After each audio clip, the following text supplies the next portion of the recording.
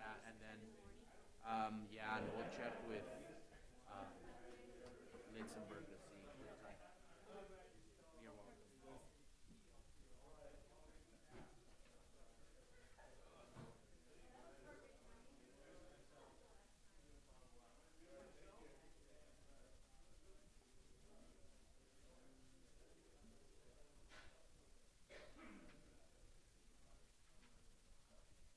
No, I'm good, thank you.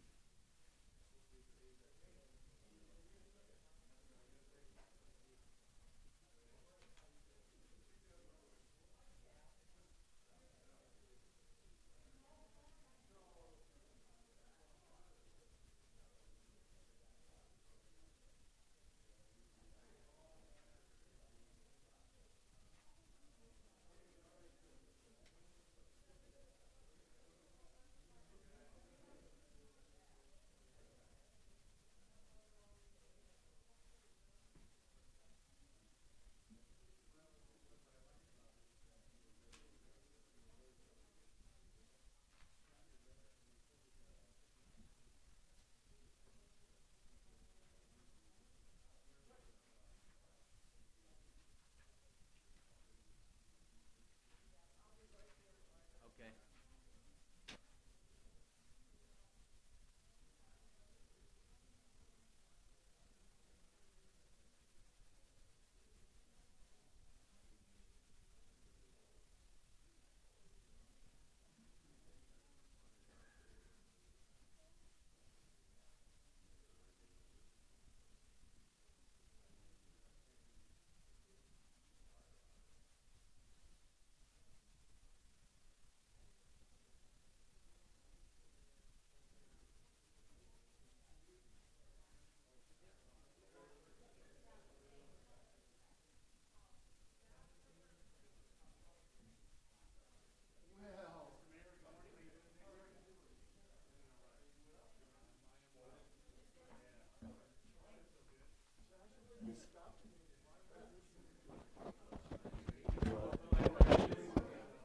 You have to do it.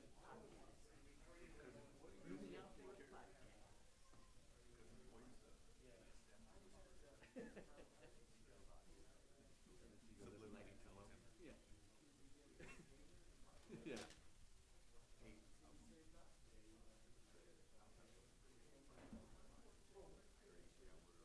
Oh, okay. Okay.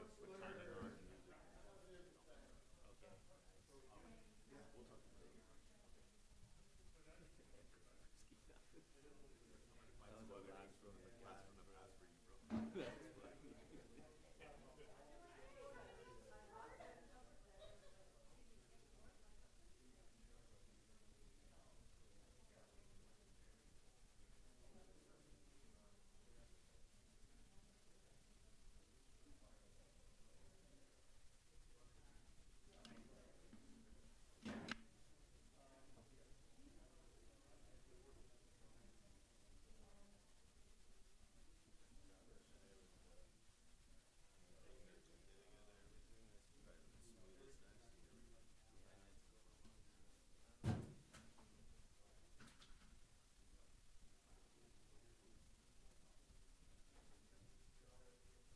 Good morning.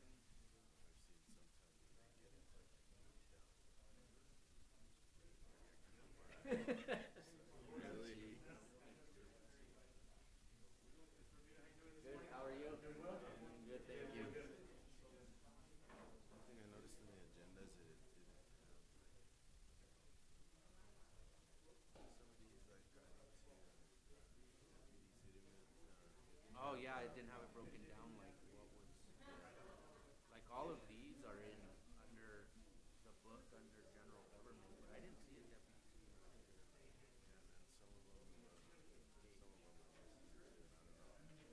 yeah, man. Some of them are misuse, and I don't know. I think it's all administrative.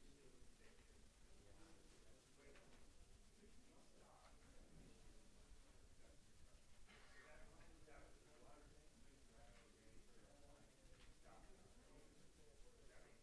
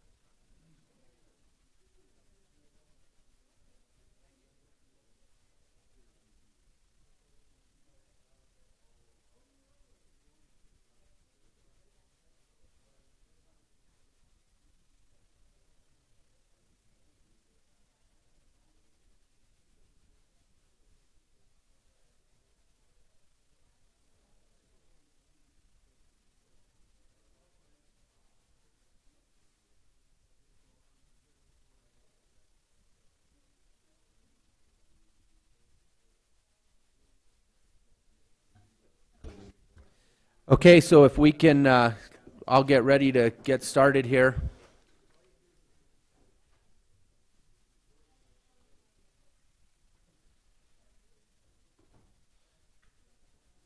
I'd like to call to order the budget hearings of Tuesday, April 24th, Special Finance Committee budget hearings. Can I have a roll call, please? Present. Here.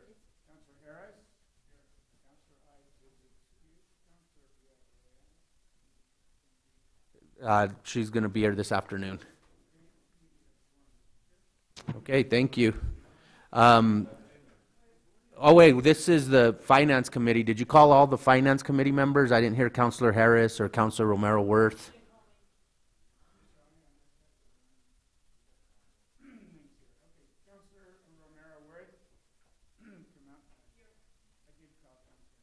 Okay. Okay, so okay.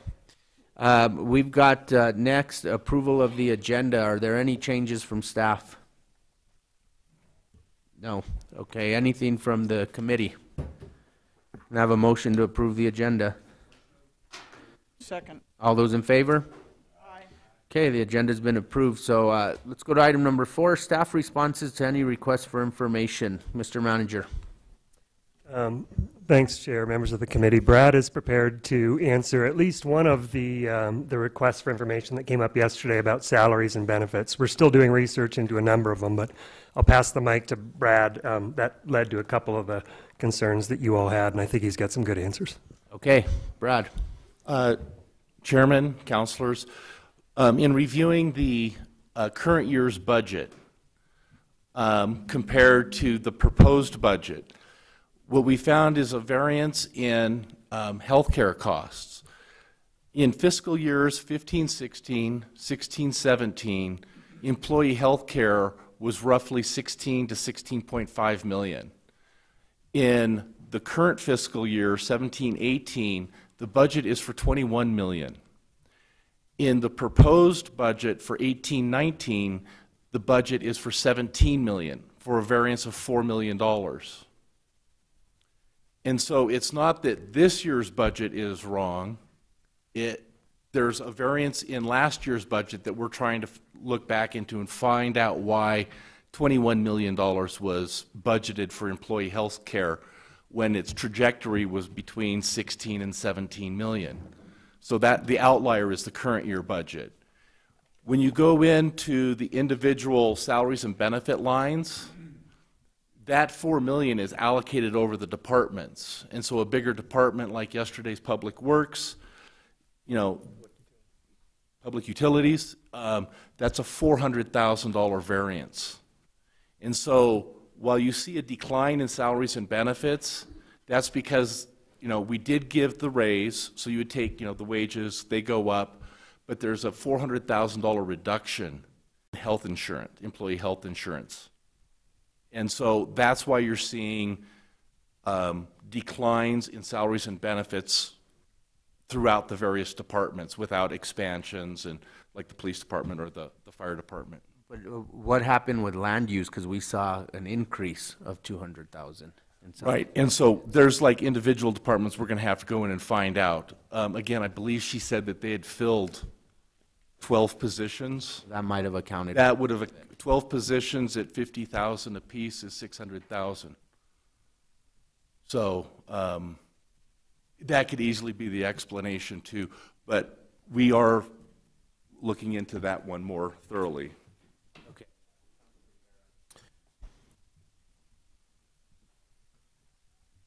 Thank you, Mr. Chair. Brad, so we heard yesterday from Human Resources that potentially insurance might go up 2% as well. Was that factored in here, or is that still yet to be determined how it's going to be paid for? I'll look into that. I heard that yesterday. It did go up. The 17 million in the proposed budget is up 500,000 from 2 and 3 fiscal years ago. So there is an increase.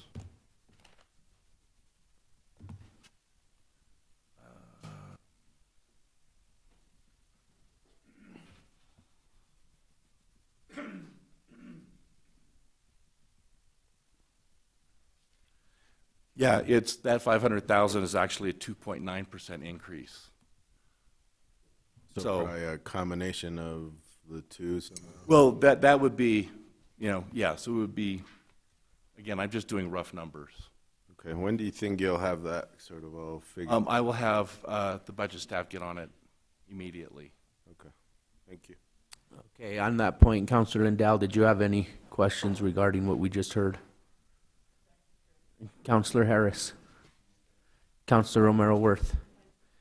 Okay, so other updates you'll have for us tomorrow? That is correct. Okay, thank you. Then let's go ahead and proceed to item 5, department reviews. Public Works Department, that would be page 88 of our budget book. Mr. Romero. Good morning, councilors. My name is John Romero. I'm currently the acting Public Works Department Director. The Public Works Department is comprised of 6 divisions. We have facilities, engineering, streets and maintenance, airport, transit, and parking. Facilities, our facilities division is currently being run by Bobby Huseman. She's our acting facilities division director.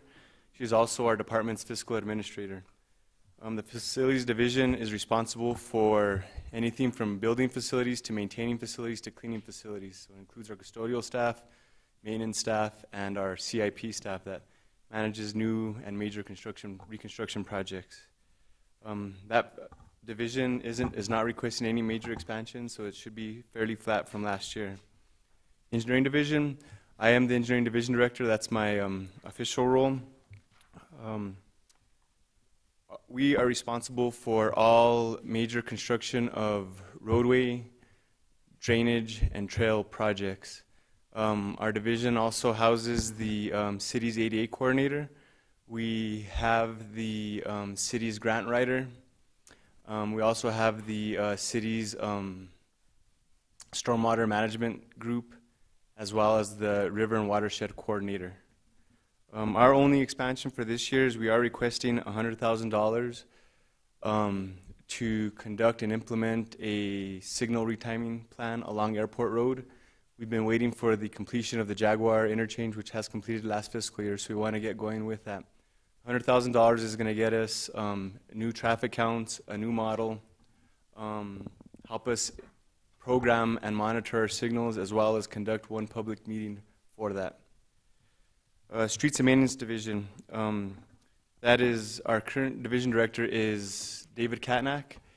He's unfortunately retiring now in June, but he has given us ample notice, so we were able to advertise, and we are looking to double fill his position starting now on May 5th by a gentleman by the name of Javier Martinez.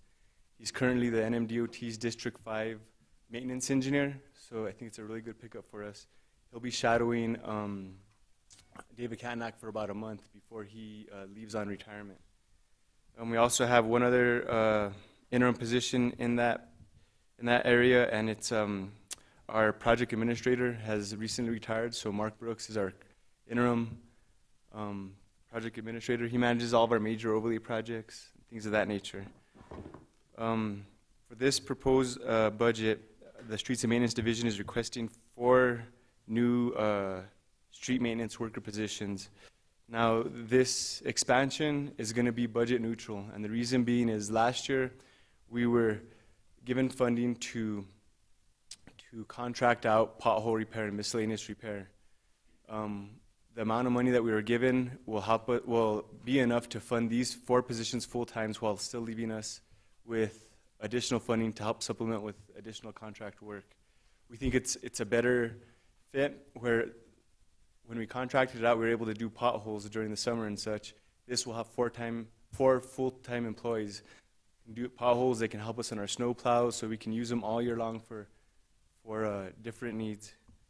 Our airport division is currently managed by Nick Schiavo. He's our acting division director. His official position is he's the source of supply manager for the public utilities department. He is helping us at the airport. His main goals for this upcoming year is to continue to spend FAA grant money and to begin a strategy on implementing the airport master plan as it had been recently approved. Transit, our transit division is run by two individuals. Keith Wilson is our Division Director of Administration and Grants, and Tomas Martinez is our Division Director of Operations and Maintenance. They're currently full-time in this position. They are reapplying per direction from the mayor for their respective positions.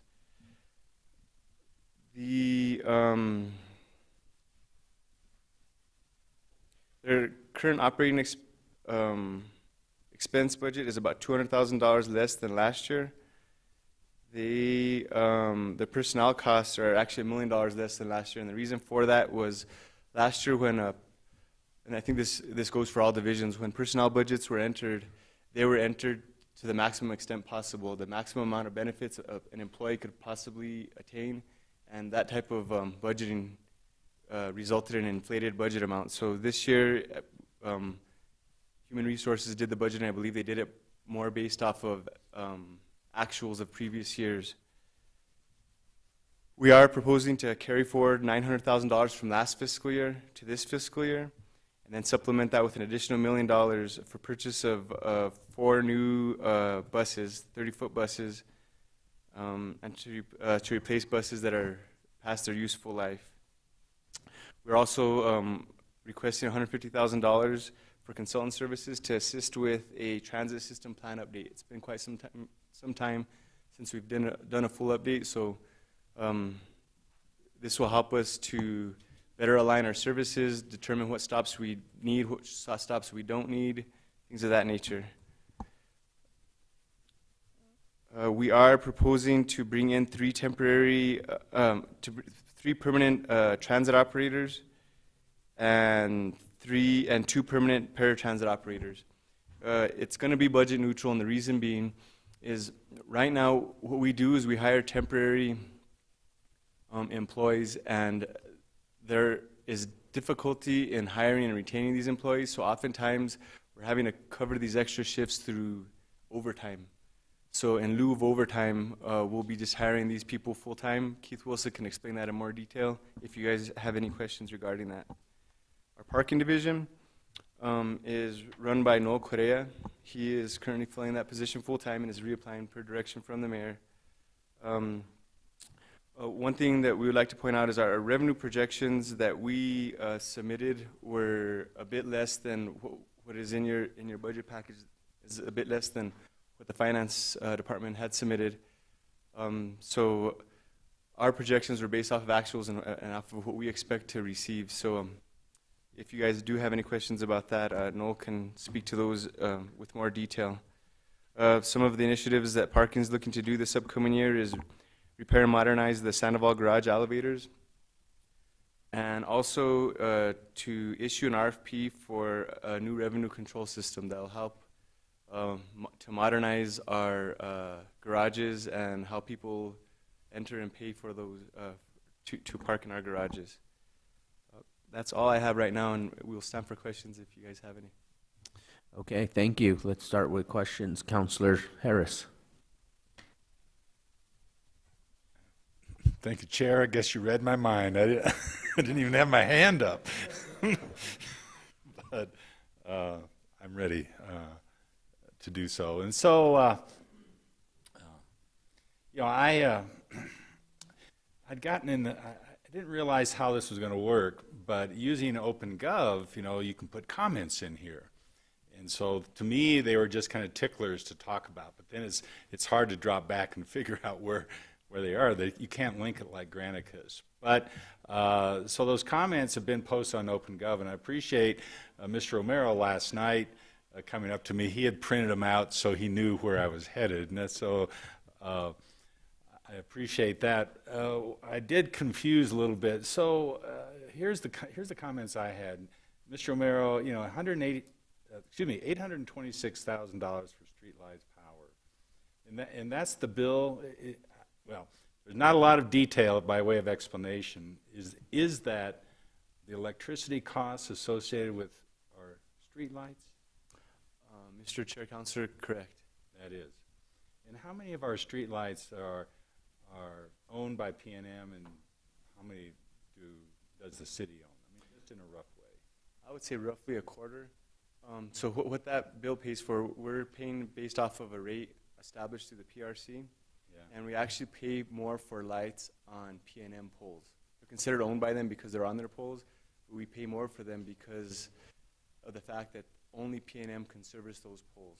Whereas ours, we can service them, and on our poles, we only pay for electricity and for replacement of the bulbs and the photo cells up on top. On P&M poles, it's a bit more. Okay. So it's 25% are P&M poles or 25% are our poles? I would say roughly 25% are P&M poles. Okay. Is a guesstimate. And so in the past, there's been a conversation about LED lighting, and there's a limitation in the P&M relationship. Is there not for LED lights? Mr. Chair, Councilor, there was a limitation, and when there was, what we were doing is when we would receive capital funds for purpose of upgrading our streetlights to LEDs, we would do those that were off of the grid. So the lights we pay through the P&M rate schedule are unmetered lights that are directly wired into their grid. Our metered lights that have meters behind them, we could do whatever we want with them because it just runs off the meter. It's not a flat rate. Okay. So we have either upgraded those that were already on meters, or if we had circuits that were easily metered, that were a formal circuit, we would plug a meter before it, and then we do the LED upgrades.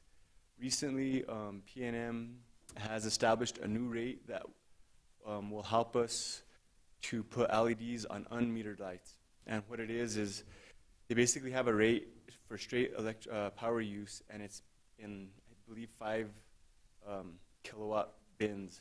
So watt bins, excuse me. So like say there's a certain rate for lights that pull in 10 to 15 watts, another one from 15 to 20, and so on. We're looking to, this coming year, if not at the end of this fiscal year, early next fiscal year, to implement some LEDs on some of those lights and convert to the new rates that have been recently established.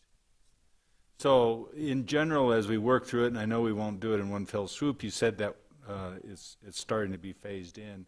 But we can save money and electricity by taking the steps that you've outlined, correct? Correct. All right. So we want to definitely continue along those lines. Yes, sir. Councilor, your insight is spot on, and I've actually already had a meeting with representatives of PNM to speak directly to moving ahead on that kind of a proposal. So you are spotting something that's both an opportunity and where PNM has reached out to say they'd like to work with the city to do that. Well, that's great because, we didn't, in the past, maybe 2 years ago when this first got raised and discussed, there wasn't that level of cooperation. So I'm glad to hear it, and I think I'm sure our citizens are as well. The next thing I wanted to talk about, and my notes were not correct, so it's the Santa Fe Watershed Association. When you do the drop down, you see that there's $120,000 for stormwater training. Can you provide some background on that, Mr. Romero? Give me 1 second, please.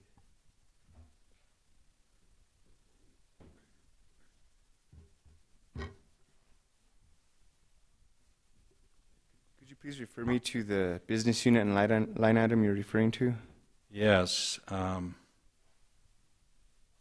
thought you'd ask that. So it's the 22401 is the business unit.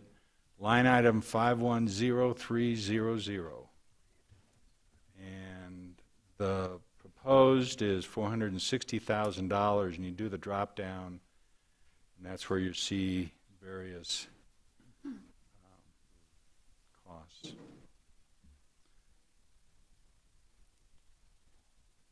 Okay. Yes, so that is to conduct citywide, so it's not training for stormwater staff to attend, but for citywide citywide people to attend. It is I believe it's part of our ongoing stormwater plan update, where we will be asking this consultant to provide training for either city employees and possibly even just public citizens regarding stormwater, what we can do to help keep our rivers clean, things of that nature. Well, it's not, I think it needs to be better defined about what this $120,000 is how it's going to be used. Because I also see money, two $20,000 line items for the Santa Fe Watershed Association. I guess one is for Adopt a River program, one is for Adopt Arroyo. We've got $100,000 in there for stormwater infrastructure GIS mapping, $100,000 for stormwater master planning, another $100,000 for water quality sampling. I mean, there's a lot of money in here, and I know that we have started, and I agree that we need to be looking at stormwater issues, but I think the whole bundle needs better explanation, and particularly, like I say, on the what's noted as citywide staff stormwater training sessions, $120,000. Mr. Chair, Councilor, we can definitely get that for you. For the other ones that you mentioned, the Watershed Association, YouthWorks, things of that nature, those are contracts where we pay those organizations to help us clean the river. So this is another YouthWorks. Both of these are essentially YouthWorks contracts. Well, Santa Fe Watershed is with the Santa Fe Watershed Association, and then we also have a YouthWorks contract for $20,000. So again, these are more operation and maintenance type contracts that we do with these nonprofit organizations. At some point, City Manager Litzenberg, it would be good to know, this doesn't take away all that YouthWorks has accomplished over the years, but they show up at so many different levels, departmental levels. It would be good to know kind of at what level, where and to what degree the City of Santa Fe supports YouthWorks and the activities they're involved in. And it's considerable. And again, I think it's just, they're essentially a major vendor, they're a major grantee, and I think it'd be good to really see the big picture. So anyways, but back to stormwater, this $120,000, you'll provide some information on that. Mr. Romero, I didn't pick up on it necessarily in other places, although one of the departments, maybe Environmental Services, paying rent at Seiler Road. I can't remember which division. And maybe this is a question for you, Mr. Flush, but so I see a line item for Public Works where Public Works pays rent for the Market Station offices. Correct, Mr. Flush?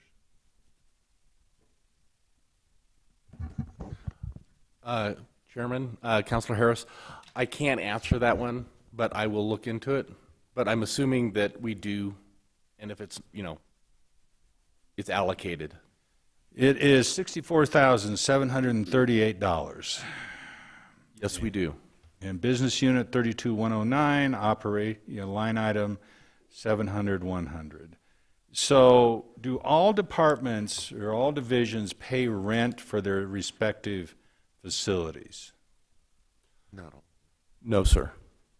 So it would be good to know who pays rent, how much, where they're at, because, of course, Market Station, it's nice and bright, it's pleasant, you're on top of REI. And the folks at Seiler Road who are paying rent, at least I'd want to see a different rate. But, I don't know. All right.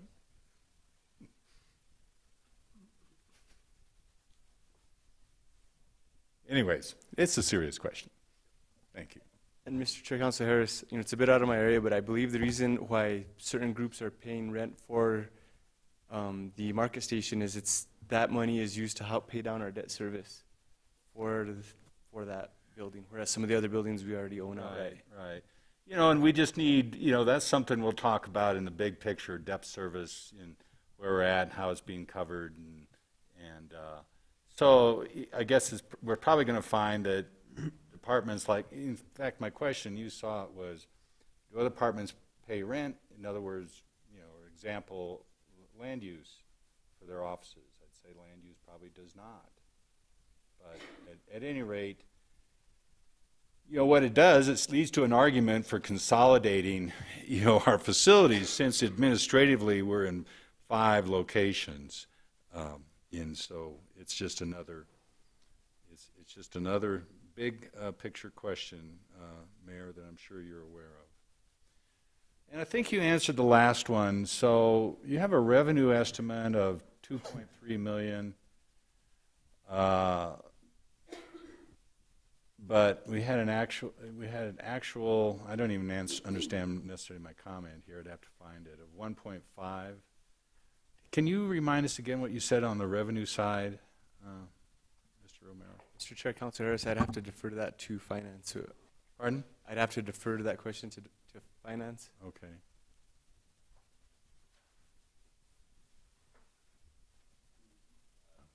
Counselor, could you So for instance, I'm looking at,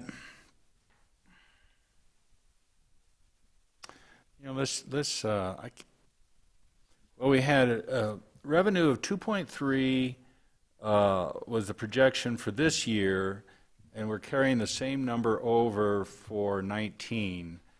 In 17 fiscal year, it was 1.5. But they had budgeted the same 2.3, and I'm just wondering, so we see consistently the same estimate, but it looks like our actuals fall $800,000 short of that.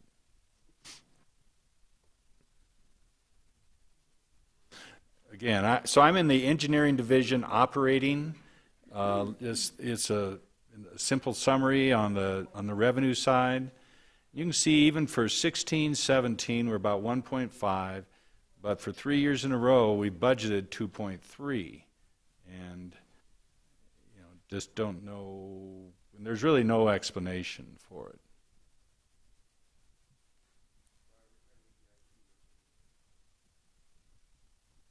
So that'd be a question. Keep moving. That's a question for later. Thank you, Chair. That's it for me for right now. Okay, so Councilor Romero Worth, did you have any questions? I'll wait a minute. Councilor Lindell. Thank you, Chair. Hi, Mr. Romero. Let me start out with some kind of overriding questions. How many vacancies do you have right now? Mr. Chair, Councilor Lindell, I do not have that number. Okay. I can get it to you, though. Okay. I'm on page 88 of the budget book. And if we could go to, you have under requested funding B, new costs, a permanent position to be filled, as well as increases requested on behalf of rail yard programs.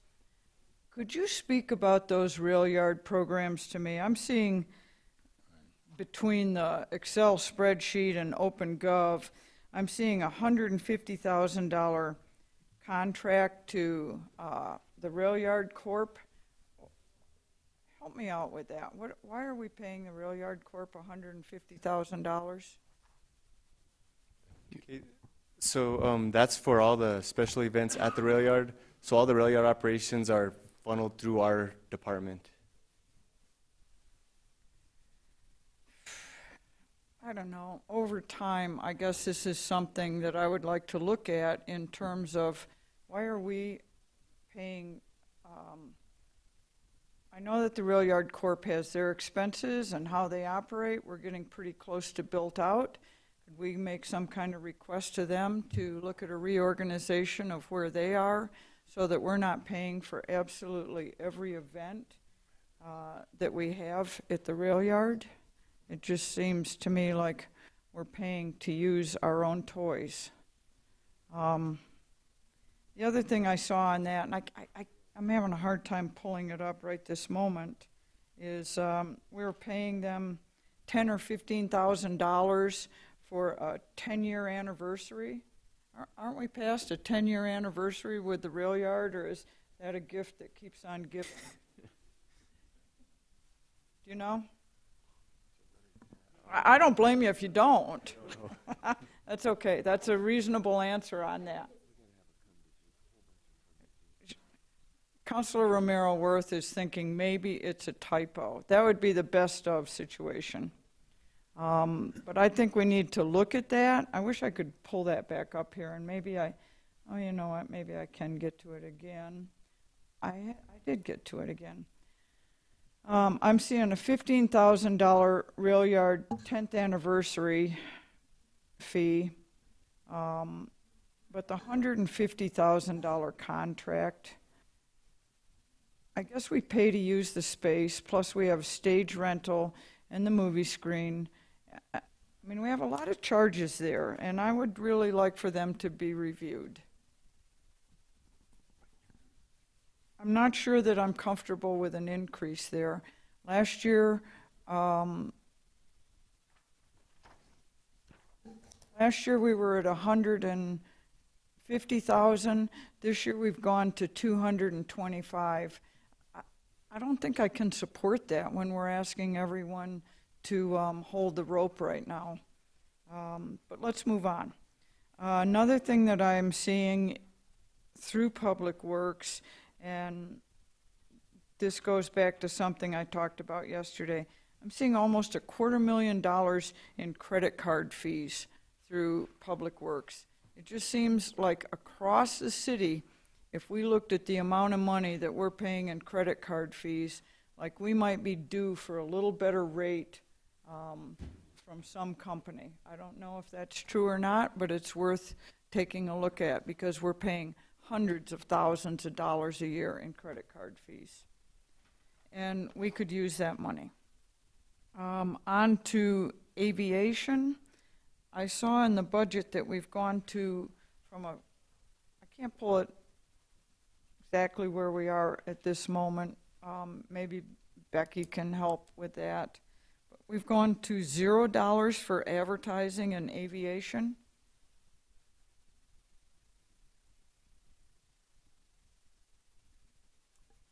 Can you speak to that? Mr. Chair, Councilor Rendell, I can't. Okay. Nick is not in this week. The only thing I know of, and this might not be completely accurate, is that our convention center, I believe, is managing most of the citywide marketing when it comes to that type of stuff that's related to tourism, I think. Okay.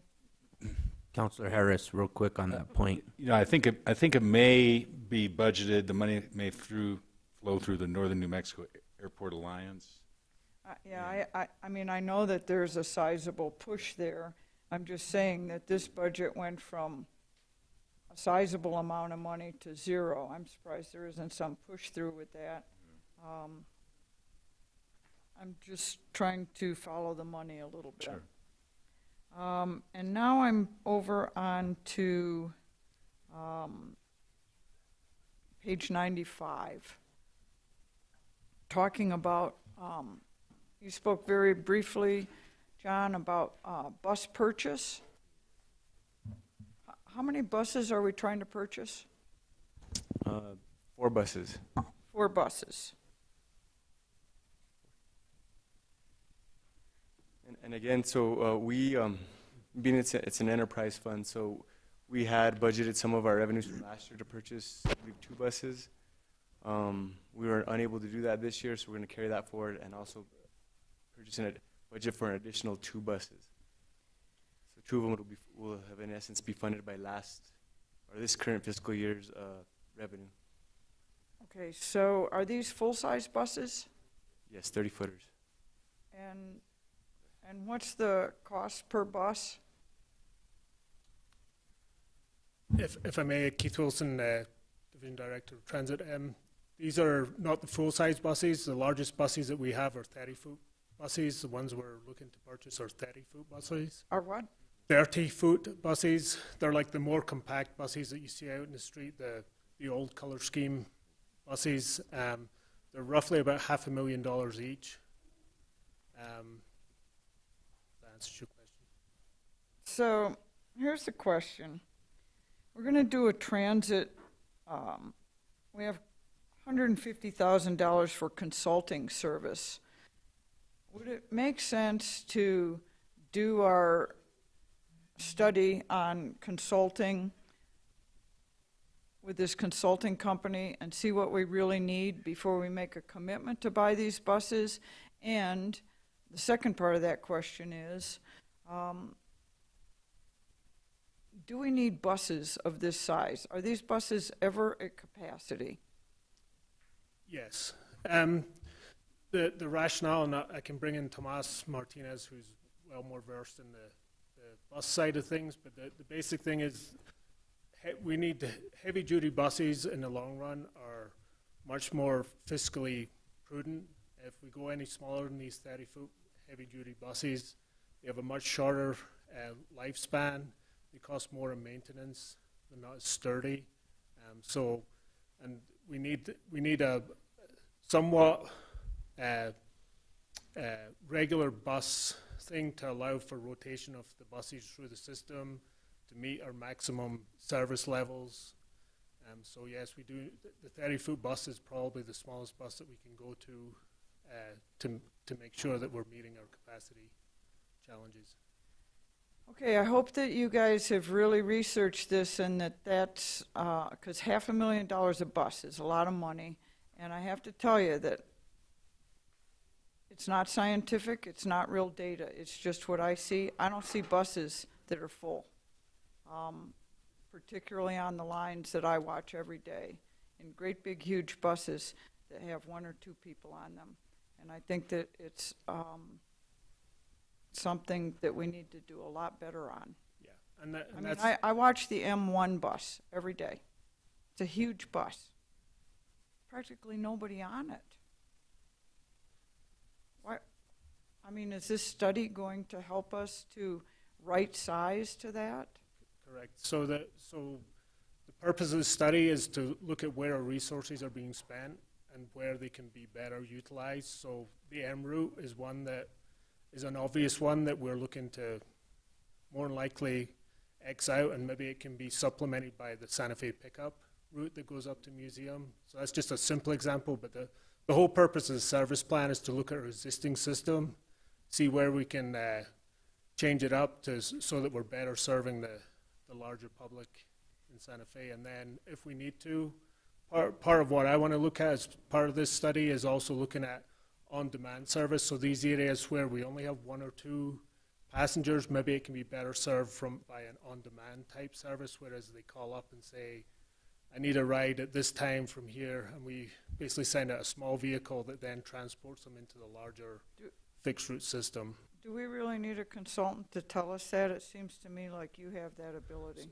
Well, so if I may, I can go into a little more detail. But part of what I'm hoping our strategy is going to be is one of the pieces in the budget is we're looking to purchase a Remix, which is a transportation planning software, which will allow us to do a lot of this work in-house, hopefully. And the consultant stuff is on the back end, on the more technical. I'm expecting we'll need quite a lot of public input services. So the 150,000 is kind of the upward range of how much I expect we'll spend on consultant services. I'm hoping that we can do a lot of this work in-house and not have to spend that full amount. But I didn't want to budget for something less than we could potentially need to spend to make sure we do the maximum analysis possible to make sure that when we do roll out a new transit service, it's meeting all the demands that we have. Okay, I would really encourage us to rethink what buses we have on routes sooner rather than later. And I think that you have the ability to know that we have routes that are being serviced by buses that are completely unnecessary. And I think that you can implement those changes. And I would hope that you would. So back to... Counselor? Excuse me, Counselor? Sure, Mayor. May I share your interest in frugality. I think what is happening here is a pretty comprehensive review of our transit service, which I believe is long overdue as a rethink. I like your reference to the kind of research you and I both do, which tends to be experience-based rather than data-driven. But my experience-based research tells me that there are a number of pieces that the transit operation is undertaking that are really timely and, in fact, probably, as I said, long overdue, including customer satisfaction surveys on the buses themselves to see how our riders feel about the level and quality of the service. But more importantly, a route review as to whether or not we are really linking our transit routes to the trips that people either want to take or aren't able to take because we're dealing with obsolete routing patterns, and then supplementing it with more modern, up-to-date, technologically driven responses to people's needs. I think there's my sense is, you know, if you look at empty buses, what you're really reviewing is, in some respects, what Councillor Harris has called a design-to-fail system, where we are blaming the buses for being empty rather than asking people where they want to go. And so I don't know what the proper dollar amount is, Councillor, but I do believe that the effort to do an update on this is really important, particularly as we invest in our sustainability agenda. Councillor Harris's point about the quality of our street lights and whether we're using really modern technology, contemporary technology to deal with those. This is another example where if we're looking for ways to reinforce our sustainability, our land use and planning operation, we're simply not linking the pieces together properly. And so I don't know if $150,000 is the right number, but I think I do personally think that the effort is in the right direction on that. Thank you, Mayor. I think it's in the right direction also. My point is we've certainly identified some of the problems. Let's try to fix them sooner rather than later. I mean, we know they're there. Let's not continue with it. So, Mr. Romero, thank you for stepping up and taking on a sizable job in being the department director. It's a lot of responsibility, and I appreciate how responsive you've been to me every time I ask for information. You're always very, very quick to get back to me, and it doesn't go unnoticed, and it's very much appreciated. I stand in support of this budget, but I am very concerned about increasing the monies to the Rail Yard Corp at this point in time. I would like some more investigation into that. And if we pass this, it doesn't mean that I stand in approval of that. I would want more information on it. But I don't want to get into nitpicking these budgets where we stop moving the process through just based on, like, we have line item veto. I don't feel like we do. But I'm really concerned about that, and I think that that increase, in light of what we're asking other departments to do and other areas of your own department, I think that that increases, until I have more information on it, it's hard for me to support. But thank you very much. Thank you, Chair. Thank you. Councilor Rivera.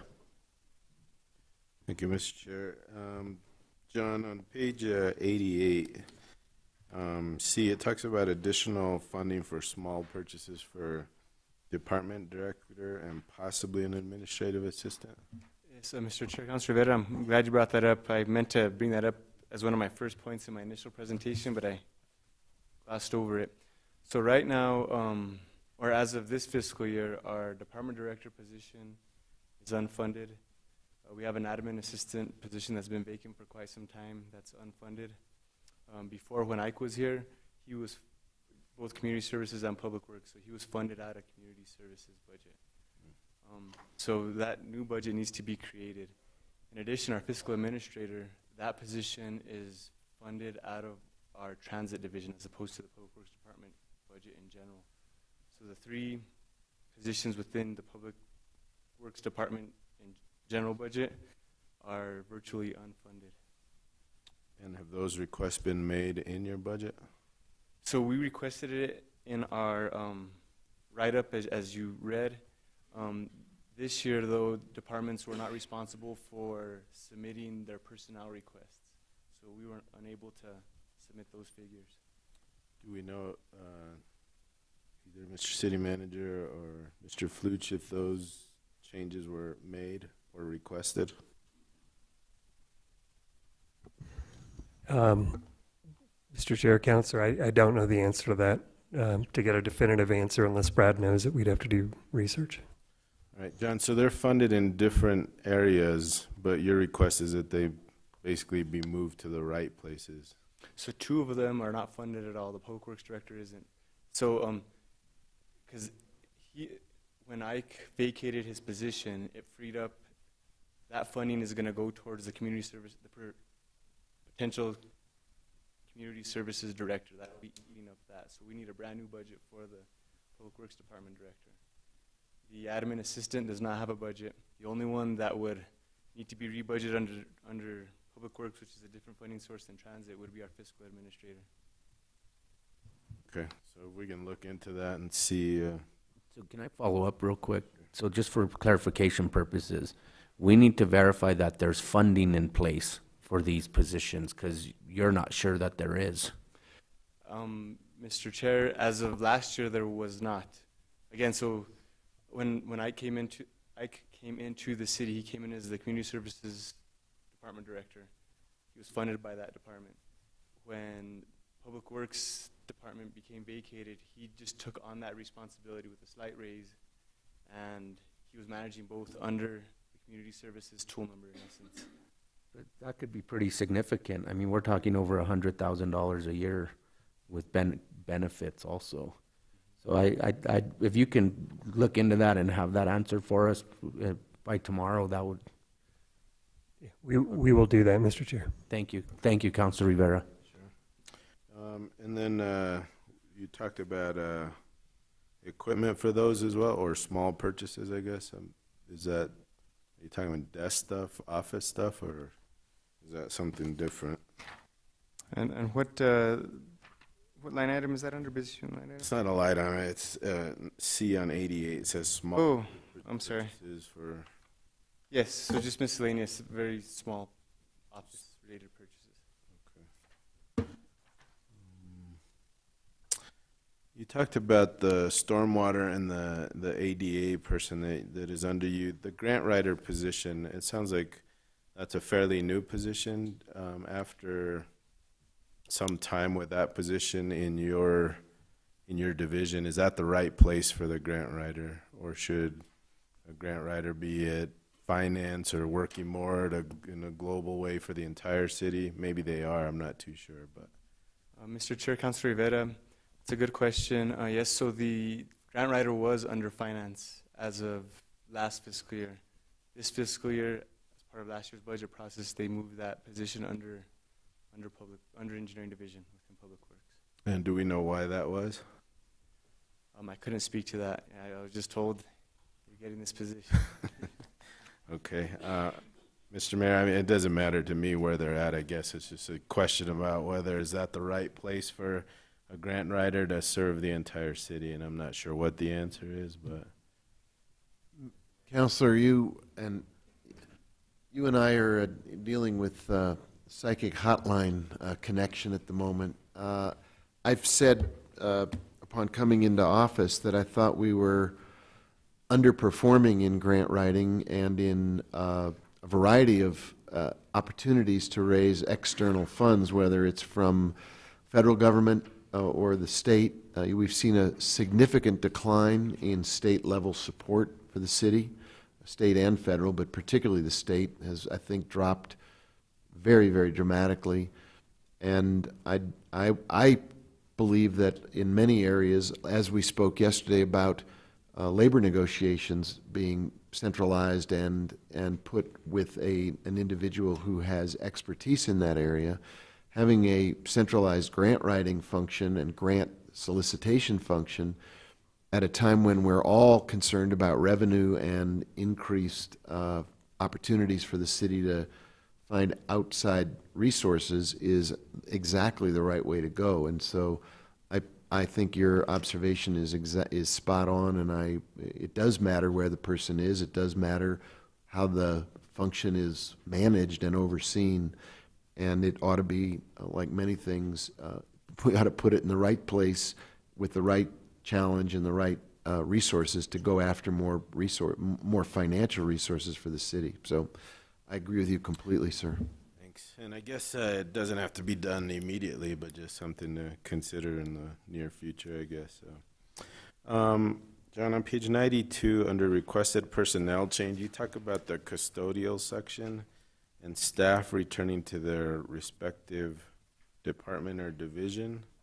Can you talk about that just a little bit? Yes, Mr. Chair, councilors. So prior to the leaving of our previous division director, there was a couple of things that happened. The city had pulled all the citywide custodians into one pool, and they had what was called a team-based approach. You'd make teams of 2 or sometimes 3, and they just rotate through buildings, driving around town cleaning. Once that person left, we felt that wasn't that efficient of a way of cleaning, so we've now gone to assigning custodians to specific buildings as opposed to just rotating through the city. In addition to that, certain custodians that are assigned to specific organizations such as like the airport, the courts, things like that, they take on those custodians themselves in their budget as well as in their supervision. It's part of their staff. So there's a few of those divisions that own and maintain their custodians. So I haven't seen, and maybe that's getting into the weeds there with the other departments, but I haven't seen that their budgets are incorporating then these custodial positions that are now being transferred over to them. Is that happening? Mr. Chair, Councilor, the one I know definitively that did was the municipal court, that they wanted their custodian back, and that position was converted from one business unit to the municipal court business unit. Other departments other than the municipal court I can't speak to, but I do know that one was. And so it would seem likely that the rest of them were as well. Okay, can we just double check that and just make sure that they're all in their respective divisions? And then lastly, on the bottom of page 95, I think you answered all my questions in your, most of my questions in your presentation, but just not sure that last sentence where it says, we request consideration to finance the acquisition, operation, maintenance, and any other expenses necessary for or incidental to the provision of a public bus system. So how are we funding incidental provisions of a public bus system? I'm going to ask Keith to help me with that. I mean, while he's on his way, another thing with regards to those custodians and transferring them to different divisions, we did submit all that to Human Resources so that they could incorporate that into this year's budget. I don't know if they did, but we did submit all that information to them. Okay. Councillor, my apologies. I was checking on an email. What was the question? On the bottom of page 95, you talk about us, you request consideration to finance basically incidental expenses necessary for or incidental to the provision of a public bus system. So I looked at that yesterday, and this was not language that I had ever given, so I don't know if it's a cut and paste that's gone awry.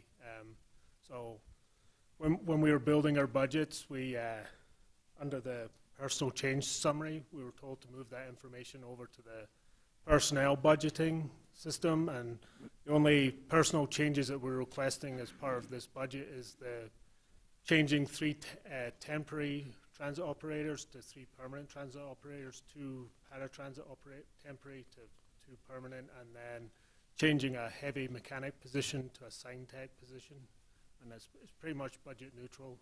Okay. So I don't know where this language came from. It wasn't from transit. All right, so does this language need to be cleaned up prior to the submittal of a budget to the state, or is this just for us to see what's going on? Mr. Chair, Counselor, we are taking notes too, because in the final draft, in the final budget book, we want to make sure it's absolutely correct. So if it's something that that wants to be out, then we will remove it. Remove it, okay. Then, I think that's all I had, Mr. Chair. Thank you. Okay, Counselor Romero Worth. Thank you, Mr. Chair. So I have a couple, all right, I have a couple questions.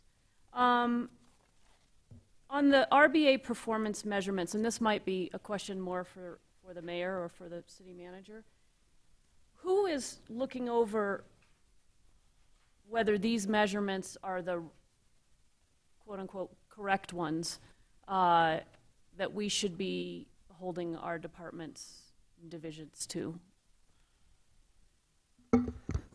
Mr. Chair, Counselor, excuse me. So the RBA process has been really a full year in the making, and it has been supervised by the deputy city manager and a consultant who worked each individual group through the development of these measurements. Each group, each department was tasked with figuring out what things would be valuable for measurement. We have not started the measurement of these, so it's going to be each department's individual task. Again, they identified their own measurements, and that'll be their task to measure it so that at the end of a year or at a 6-month period, we could give a good answer to how are we meeting the objectives that were developed. And you're pretty confident that we have the right ones?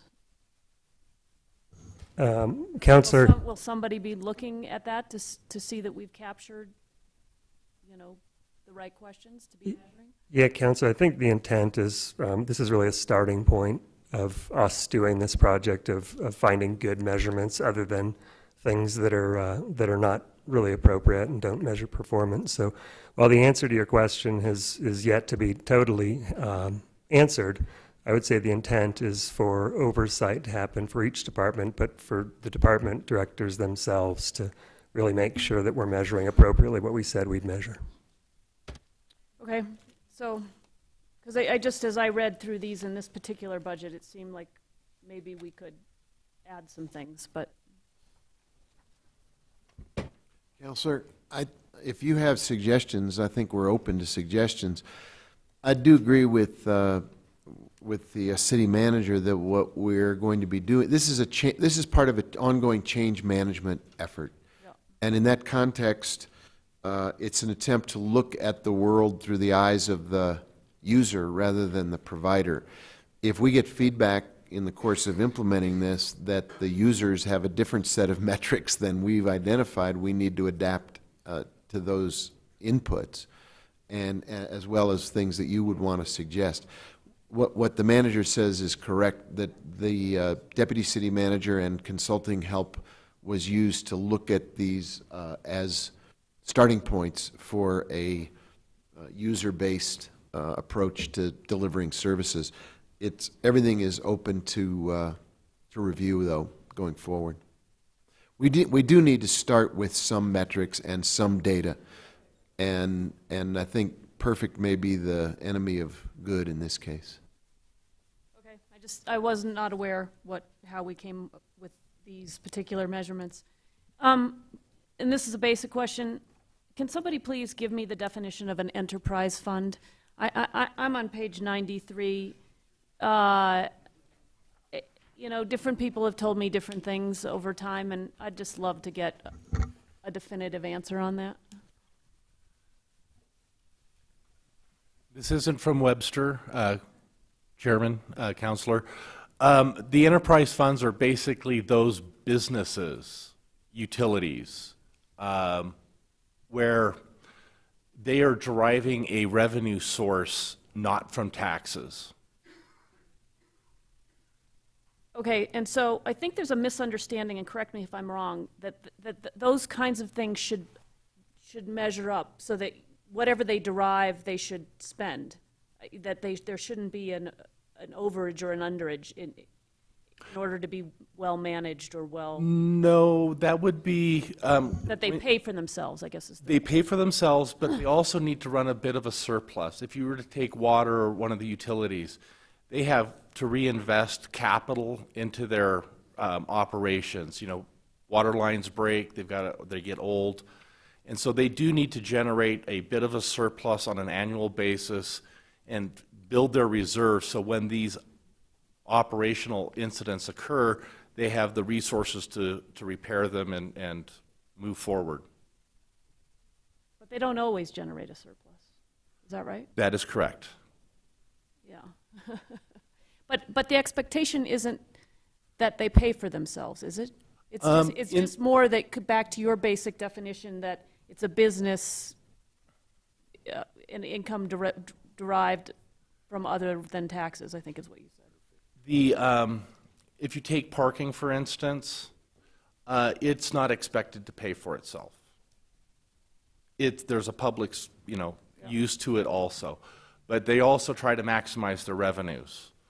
Parks and Rec, and there's certain things that we expect that aren't going to pay for themselves, but the primary business units such as water, wastewater, environmental services, they really do need to pay for themselves and generate a small surplus annually. Okay, that's helpful, thank you. I just have a question, Mr. Romero, about the bike and bus pass program that has been funded over since, I guess, 2013. Are you aware of that program? Mr. Chair, Councilor, yes, I am. And my understanding is that money is due to run out, is at the end of this fiscal year? If I may. And maybe for the benefit of the committee, you could talk a little bit about what this program is. So the bike rebate program was instituted by resolution back in 2013 under Councillor Boucher. And essentially it allows bike shops to register as entities, and also Chainbreaker as a entity who, through volunteer hours, donates bikes to people. So essentially from $0 to $199 spent on either a new bicycle or bicycle-related parts and gear, you can get a monthly pass for free, which has a $20 value. Anything over $200 gets you an annual pass, which has a $200 value. The first, in 2013, $50,000 was put towards this program, and then I think it was last year, an additional $30,000, or 2 years ago, I think it was, additional $30,000. So $80,000 has been put towards this program. We're down to about $9,000 left as a balance. My projection is it's not by the end of this fiscal year, it's more like the calendar year. We'll have exhausted those funds, and essentially the funds are coming into transit to cover the cost of the passes that were given out. Is that sufficient detail? Yes, and there is no money in this current budget to continue that program, is that correct? Not within our transit's budget. These funds, the initial funds were a CIP funding pot. That was the first 50, but not the second. The second 30, I think it came from the finance department. I can't remember if it was a CIP related funding source. I know we've committed, the first 50,000 went towards a CIP project within transit, and the 30,000 were put towards security equipment upgrade, which is a CIP related thing. But those funding sources came to us through the finance department. Okay. And in your experience, what do you think about this program? Is this something we should be continuing? I think the fact that my background is regional transportation planning, so I cover all the modes, and I was heavily involved in the bicycle planning piece. I think encouraging people to to think about not just it's ride a bike for my trip, but it's ride a bus, it's drive a car, that there are opportunities to use the different modes to get to where you're going. So from a standpoint of giving people a bus pass who already have a bike means that we maybe are capturing more ridership to the transit system, because now they can ride their bike to the bus stop. You know, if they live a mile from a bus stop, they can ride their bike to the bus stop, put their bike on the bus, go to the destination. So I think it definitely has value in promoting using other modes of transportation than the single occupancy. Right, so to your point, my understanding is that it helps with the first and last mile problem, because again, back to the transit routes, they don't always take you exactly where you want to go. So I think this program has, from what my understanding is, it has two benefits. One is that it helps with that first and last mile. It helps get people using multimodal means of transportation. And then I also think one of the biggest things that this has helped is to get people, low-income people who can't otherwise afford a year-round bus pass, a pathway to, you know, through volunteerism and, you know, helping others get into bikes, the ability to have access to the bus system. And so I think that's been a huge piece of it. I don't know, would you? Yeah, about 70% of the passes have gone to people who have worked with Chainbreakers to volunteer and then obtain a bicycle. Okay. I guess it's something I'd like us to think about, look at. The funding is running out, and the program itself may need some tweaks in terms of the regulations about how you get a bus pass, that kind of thing. But I just flag it as something we might think about. Councilor Lindell, on that point. On that point, Councillor, I'd like, or to the department, I'd like to see a complete report on how those monies have been distributed over the course of the program, who they've been distributed to, and how that's been done. I've never seen a report on it. Yep, I've got a spreadsheet I can shoot to you after this. Yeah. Thank you. Anything else, Councilor Romero Worth? That's all I have, Mr. Chair. Thank you. Okay, let's circle back. Councilor Harris. Thank you, Chair. I have a couple questions in the Facilities Maintenance Division. And I also want to acknowledge Mr. Romero's contribution to keeping the Public Works Department moving forward. You can see Public Works covers a lot of ground. Money, performance, projects, all that's at stake each and every day. So good job, Mr. Romero. But anyway, so on facilities maintenance, so actually in Public Works, I believe there's two divisions that are significantly underfunded, and facilities maintenance would be one of them. Streets and drainage is another. Streets and drainage, I'll have a couple questions, but you know, certainly streets and drainage has been given a big shot in the arm with the gas tax revenue bond, and which is off to a good start. But facilities maintenance, so for instance, you know, there's a line item, business unit 12035, line item 520100, which basically is repairs and maintenance, is described as repairs and used for all city building repairs, main funding source for repair and maintenance, $301,699. You know, $300,000 repair and maintenance, and I realize that there's kind of discrete line items in different divisions, but facilities maintenance, they have a tremendous job to do when you consider custodial staff, various projects, and they quite frankly do not have the resources. I also appreciate Ms. Huseman stepping in on an interim basis, but Mayor, this is the division that needs very professional. We have some good people within the division, but it's my understanding most of them are the ones that are perhaps not interested in taking the division director. I don't know that for a fact, but you know, we need a very good program manager within facilities maintenance to run this group, and they need more resources. And certainly, $300,000 used for all city building repairs is described as the main funding source for repair and maintenance. I mean, $300,000. Throw the dog a bone. I mean, it just doesn't get you anywhere. And then the flip side of this, we kind of smiled and chuckled a little bit earlier, but I see for facilities maintenance, which we know is based at Siringo Road, there's a transfer out, $256,699 for rail yard market station rent. Tell me why that is. That's an adjustment by Mr. Hopkins. I assume AJH is Mr. Hopkins.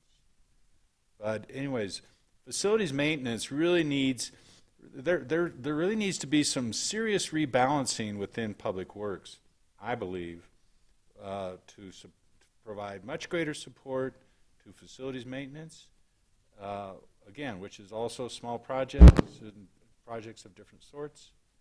And, you know, they actually process, as you know, some of the larger projects, building projects. It's more than just in-house work. So that's just a general observation on streets and drainage. I really want to acknowledge Mr. Katnack's work over the years. In the 2 years that I've been a counselor, I've had occasion to work with Mr. Katnack, and you know, I think he's done a tremendous job with essentially what's been a $3 million budget for repairs and maintenance, not the major projects, but repairs and maintenance, and as well as handling drainage. You know, the gas tax revenue bond was, I think, a very smart move.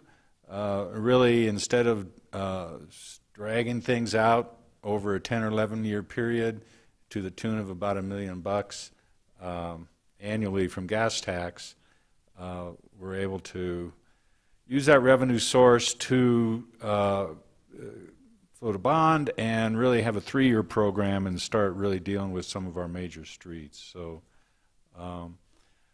but the question I have on you know, the streets and drainage really has to do with how the money goes through it. Again, you'll have to bear with me just a minute if you would. There's so on the expense side, you know, on the expense side, and this would be for you, Mr. Flish. I just want to get an idea how money's flowing through. You know, so we have an expense side, $1.3 million for gas tax bond debt service. On the revenue side, we don't show any of that money. We show gas tax, the 1 cent and the 2 cent. We show impact fees for our, you know, the arterial impact fees, but I don't see any offsetting revenue stream associated with the gas tax bond. But again, we've got what seems to be a debt service payment of 1.3. Maybe you can just give us a little bit better idea, you know, of how the money flows through streets and drainage, particularly related to the gas tax bond. Mr. Chair, Counselor, right now the city receives roughly $1,550,000 in gas tax. Mm-hmm. That would be the 1 cent and the 2 cent. Correct. In the past, that had been going to,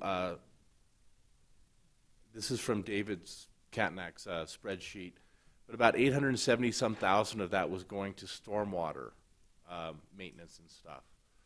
So, but what we've done is that we've pledged about $1.3 million per year for the next 10 years out of that 1 and 2 cent, that $1.5 million.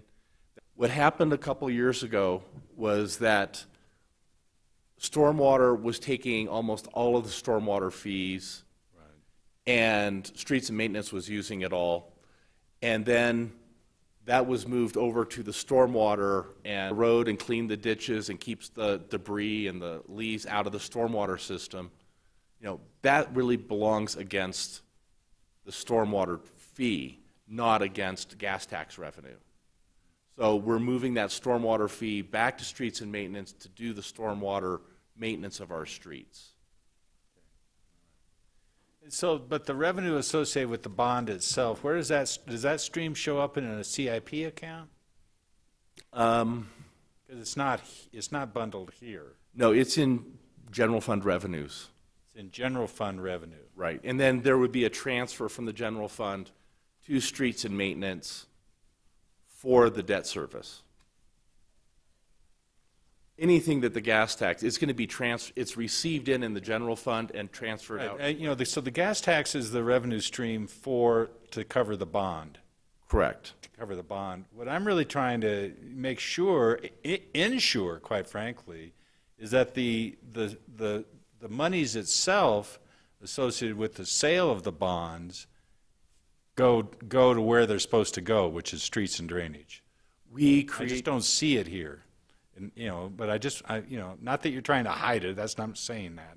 Well, I just want to know how it flows through. The recent nature of this is that we just received the money from the gas tax bond around February 27th. Okay. And so we created new general fund accounts and, you know, or streets and maintenance. So we created a new fund, 3209, or I think is the fund, and that received all of the gas tax bond revenues net. And then we created business units, one business unit for every road that's being fixed. So Rodeo Road has its own line item. And so all of the spending is going to be coming out of, for Rodeo Road, out of that fund and business unit. Okay. So we have really done a much better job this year in designing how we're going to track the expenditures for all the gas tax bond proceeds. Right, and so this is, I'm sure you're making the connection here. At the start of my term, Parks and Rec, that bond program cratered in a big way, creates problems to this day. And I just want to make sure that we're real clear about how the money goes through this program, that we can see it, that we know where it goes, that we know how much gets spent for discrete projects.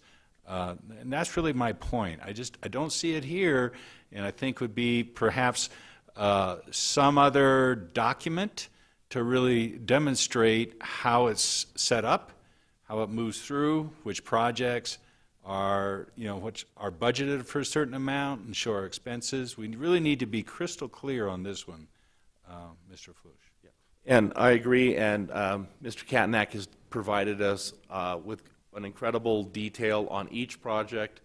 Each project business unit is getting exactly what streets wanted to be in it, and as they spend it, is coming down, and we'll be able to produce a complete and thorough report. The first $4 million should be spent by the end of the fiscal year. Okay, all right. Again, I have tremendous respect for Mr. Katnack. I wish him well. I don't know if I get a chance to say it again. Hopefully I will when you do retire, but done a tremendous job. And like I say, I've also seen his worksheets, so I also know that he provides a lot of level of detail. I just want to make sure that it's bundled properly. All right. You know, there's maybe somebody else have any follow-up questions? I've got to go back to the airport. I'm just about done. Yeah. Councilor Romero Worth.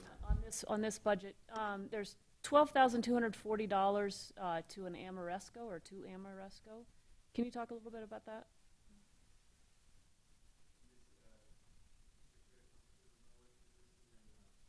Yeah. Yes. Well, no, it's in facilities. It's in facilities. Sorry. So it's to help pay for our asset planner system. Sorry, to do what? Our asset planning system. So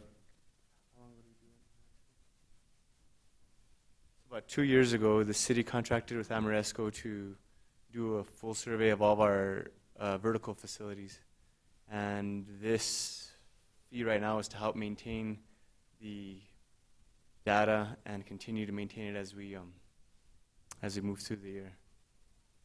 just to keep that up to date. When we first did it, it was a big lump sum of cash, develop the system, and now this is just to help maintain it, use it, and it basically helps us determine life expectancies of all of our buildings, all the amenities to all of our buildings, things like that. And how long are we engaged with Amoresco? Is that a long-term thing?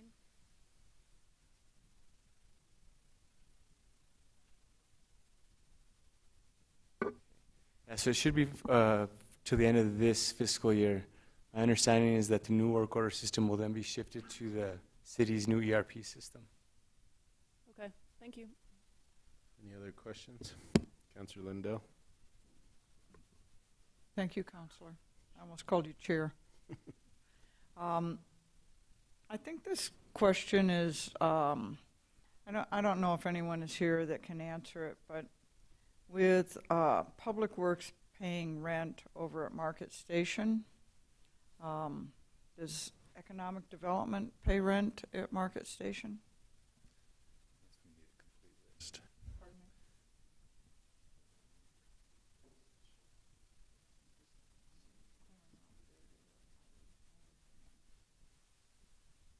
Mr. Fluch or City Manager, can either one of you answer that? I think they're looking.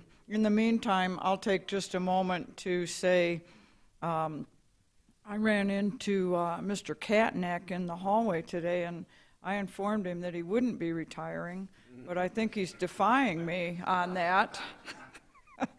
But it's been terrific working with you, Dave. You've been so responsive and so wonderful to work with, and so generous of your time and spirit in explaining things to me when I first got here. And I'm really personally very grateful to you. Thank you.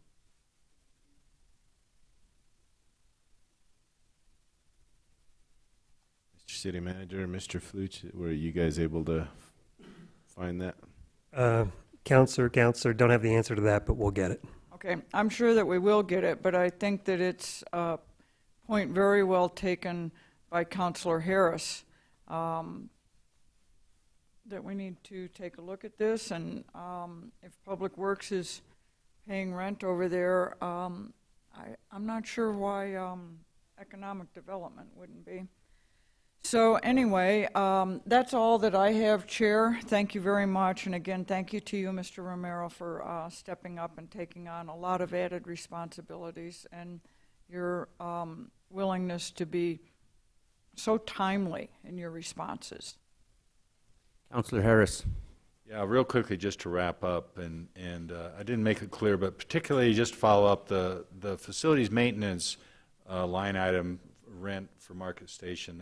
That one's completely a mystery to me. On the revenue side for the airport, and this actually gets to, we had a significant drop, reduction in the land rentals that wastewater and police pay. It went from $438,000 to $193,000, and so I just asked to throw that. And we talked yesterday about really cleaning up the relationship and either really having a lease, but you also heard Mr. Jones say that call it north of the county road, where the facility is itself, I should just flat out buy that one. But anyway, just a little note on that lease as well. And so I'm. Okay, go ahead. You have an answer to Chair, Councillor Harris's. Regarding Market Station rent, facility pays $256,699. Engineering pays $64,738. Parking pays $74,110. Facilities general fund payment also covers other general fund tenants as economic development and housing.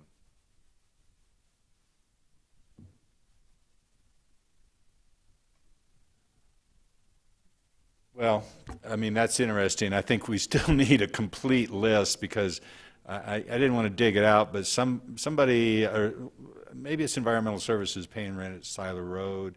So why that $256,000 got bundled into facilities and that covers housing and economic development is a mystery. I mean, particularly, and I assume that 256 covers facilities rent as well, and they're not even there. They're at Seringa Road. So again, some of this doesn't make sense to me. Enough said. Thank you. Okay, Councilor Rivera. Thank you, and just wanted to say thanks to Celeste Valentine, our city manager's administrative assistant, who I guess is listening in, but she checked with Rob Cartier at Parks, and he said Fort Marcy, regarding the custodians, he said, not sure about Salvador Perez, but all custodians and building supervisors were moved back into their budgets, at least for Parks, so it looks like that's happening, so thank you. And then just one comment on the eGov under the Public Works Admin Operating. Public Works, there's a supporting document on the bottom. The one all the way on the left, which is 2018 PWD operating budget, is actually a police budget. So I don't know how that got in there, but probably needs to be moved over at some point. That was all, Mr. Chair. Okay, so before I ask for a motion, I think there's, Mr. Mayor, we heard a lot about Public Works and the Public Works Department. A lot of issues came up that I think we need to get into sooner rather than later. I mean, obviously, the amount of money we're giving the rail yard for to locate some of our facilities is of concerning. We heard a lot about public transit and getting more strategic when it comes to that. I thought Councilor Harris, the discussion in the education regarding the bonds and projects, I think our budget book, if not this year, in the future, should have a section with bonds in there that show pie charts and different things, that it really explain publicly how that money is collected and where it's spent, and include a list of projects on there. And so just, and I mean, we were here for over an hour, so there's much more than that, but I look forward as the chair of the Finance Committee for some of these items to start coming to us so that we can really dig into them, and also the other committees like Public Works and CIP. So with that, I'll entertain a motion to approve the budget for the Public Works Department. Mr. Chair, if I can have a couple of clarifying points. Sure. Councilor Harris, that professional contracts item in stormwater for stormwater training session should have been $12,000. It was a typo. So I got confirmation if that could be changed. And then I also got confirmation from Finance that the Public Works Director position is funded in the proposed budget. Okay, good. Okay, so do we have a motion? Councilor Harris. You know, again, I think I give Public Works a lot of credit, but I just think we're a bit out of balance, and maybe, you know, I'm prepared to move it forward now, knowing, and I agree 100% that the mayor has called for a 6-month review, but during that time, I think we really, I sincerely believe that although streets and drainage is healthier now, we need to make sure that they stay that way. But facilities maintenance, again, so you've got a hit against their budget that, you know, draws down on behalf of economic development and affordable housing. I mean, it makes no sense. As well as $300,000 for, you know, is the main fund for city, facilities repairs. So again, I think we can move it forward. We also heard Mr. Romero describe all the positions that are vacant. It's analogous, some vacancies, some acting, some interim. It's analogous to what's going on in Public Utilities Department, and quite frankly, I think both of these departments are high-functioning departments. I'm not saying that. I think what we need to do is really make sure they have got the personnel in place with clear roles and responsibilities. I do think we need to rebalance, as I've said, but you know, I'm prepared to make a motion to confirm this budget, but subject to kind of working on some of the things that we've discussed. Is there a second? Motion and second. Any further discussion? All those in favor? Aye. Those opposed? Okay, budget passes. Okay, we've got the Finance Department, which is on page 99 of the budget book. Mr. Flesch, will you be presenting for Finance? Okay.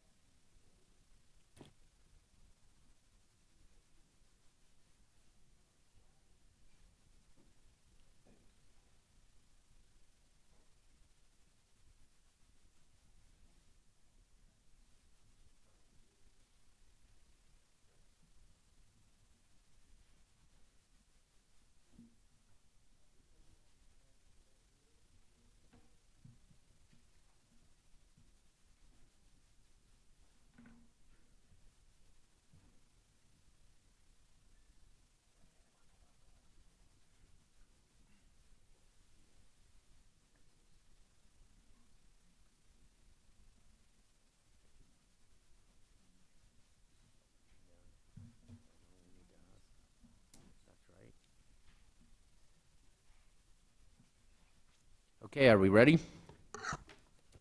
Thank you, Mr. Chair, councilors. My name is Brad Flitch. I'm the Financial Planning and Reporting Officer for the Finance Department. And today we're going to cover the primary divisions of the Finance Department, which would be the Financial Planning and Reporting Office or section. We are a new division within the Finance Department. It is a combination of the Budget Office, the Controller positions. And so the Financial Planning and Reporting Office has got two primary duties. One would be the annual budget and the annual financial report known as the CAFR, or Consolidated Annual Financial Report. We also have the Administrative Department. The administration is important to the Finance Committee because they're the ones that take care of your packet and get you all the detailed information you need, as well as taking care of all of the other divisions within the Finance Department's administrative needs. We have the Treasury Office, and it's led by Treasury Officer Christina Keys. And in that position, they're dealing with accounts receivable and cash handling throughout the city, the investment of the collections, maintaining the bank accounts, pretty much anything that deals with cash would be in the Treasury Division. Purchasing, also procurement, fleet management, and the Office of Risk and Safety. And I believe a lot of the division heads are here, so if they'd please stand for a second. We have Barbara Boltek in charge of risk management. Becky Casper, she's in charge of administration. Christina Keys, in charge of the Treasury. And I'm in charge of financial planning and reporting. And Shirley Rodriguez is not here, but she is in charge of procurement. So the Finance Department, we've been, it's been an incredibly busy year, and we've been fundamentally changing the way we manage the city's finances. From the ERP project to the rollout of P cards to the way we handle our money. We changed our investment policy, we've changed our debt policy, and in a lot of ways we've streamlined our operations.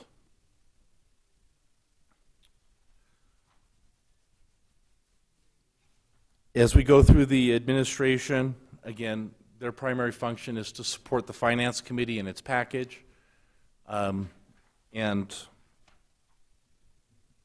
also the administrative services of the departments, of the other divisions. We are not requesting any structural changes to the admin department. Again, the Financial Planning and Reporting Division, we aren't requesting any changes. We're right now completing a restructuring of that, combining the budget division with the accounting division. The Fleet Division, they're not asking for any personnel changes. Their budgets are there. It's led by Joe Encinas. I'm sorry, but I'm working on my vocabulary. And I said risk management is run by Ms. Barbara Boltek, and mainly that's our workman's comp, our insurance, our general liability. She's out there doing a lot of the preventative, making sure that our workers are safe, they comply with safety requirements, and tries to keep our insurance costs down. The Treasury Division, it's been a very busy year with them. They've rolled out a new cash handling policy, I believe, and so the P cards, which is a purchasing card, is revolutionizing the way we spend the city's money, making it much more efficient. Procurement, one of the last things Adam Johnson, former finance director, did was rewrite our procurement code, reducing it from over 200 pages to less than 30, substantially improving and streamlining our procurement. And if there's any questions, I'm here to answer them regarding the finance budget. Okay, Councilor Rivera. Thank you, Mr. Chair. Overall, well done budget. I have one comment in the Fleet Division section on page 103. It talks about training, naming specific people, so if we can take the names out of that portion of it. My other question was regarding the Purchasing Division, and I know a while back we had 3 people in that division, and I think now we have 1 person who is basically doing the job of the 3. I'm not sure what's going on with the purchasing director, and we don't need to get into that, but are we going to be replacing that person soon? I believe, Counselor, that 2 new procurement specialists started Monday. Started on Monday? Great. That's good news.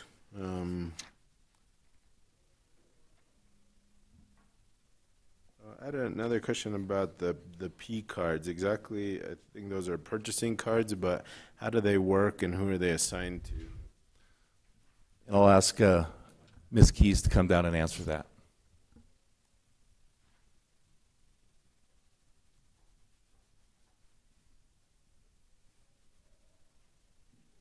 Good morning. Morning. Thank you, Chairman and members of the committee. I'm Christina Keys. I'm the Treasury Officer for the Finance Department.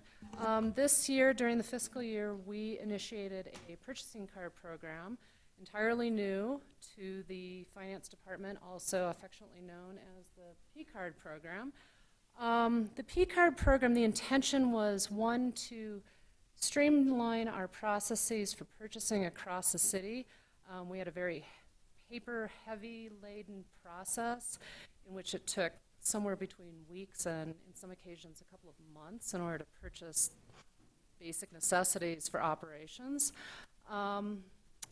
Something that we worked out with Wells Fargo when we brought them on, again, with the new contract, was to provide P-Card services.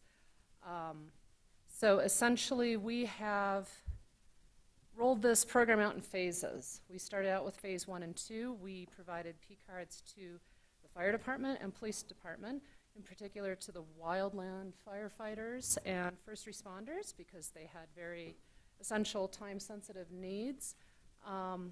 So we've rolled those out, and then we provided them to majority of the fiscal admins of the various departments who perform, I'd say probably 80% of the large purchases for the departments that are very sensitive to the operations.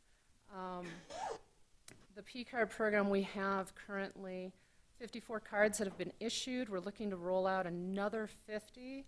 At that point, we're going to stop, do an audit and an assessment of the entire program, see how it's working, where it's not necessarily meeting needs, and then we're going to tweak it a little bit and go from there. But it's been in motion for about 4 months now. I assume accountability is much better with the P cards than it is through the Yes. paper system? Yes, thank you. If I could, I may be mistaken, but I think this is one of the examples of an attempt to respond to some of the findings in the McHard report about oversight, management, and control, and accountability, to your point, Counselor. I think this is implemented in response directly to some of those findings. Once you do the audit on it, will those be presented to the governing body? Thank you. Yes, Counselor, we intend on providing an update to the Finance Committee as to the status of the program and how it's working for us. And hopefully we'll have a full, detailed, data-driven report for you at that time. Great, thank you. And then lastly, just on page 8 on the bottom, the last sentence says proposed changes are included in the above narrative regarding personnel changes. And the only thing I can think of that refers to that is possibly the contracting out of payroll services. Is that what that is referring to? That is correct. In this budget, we are proposing to subcontract payroll services. Okay. And that's also reflected in the contract line.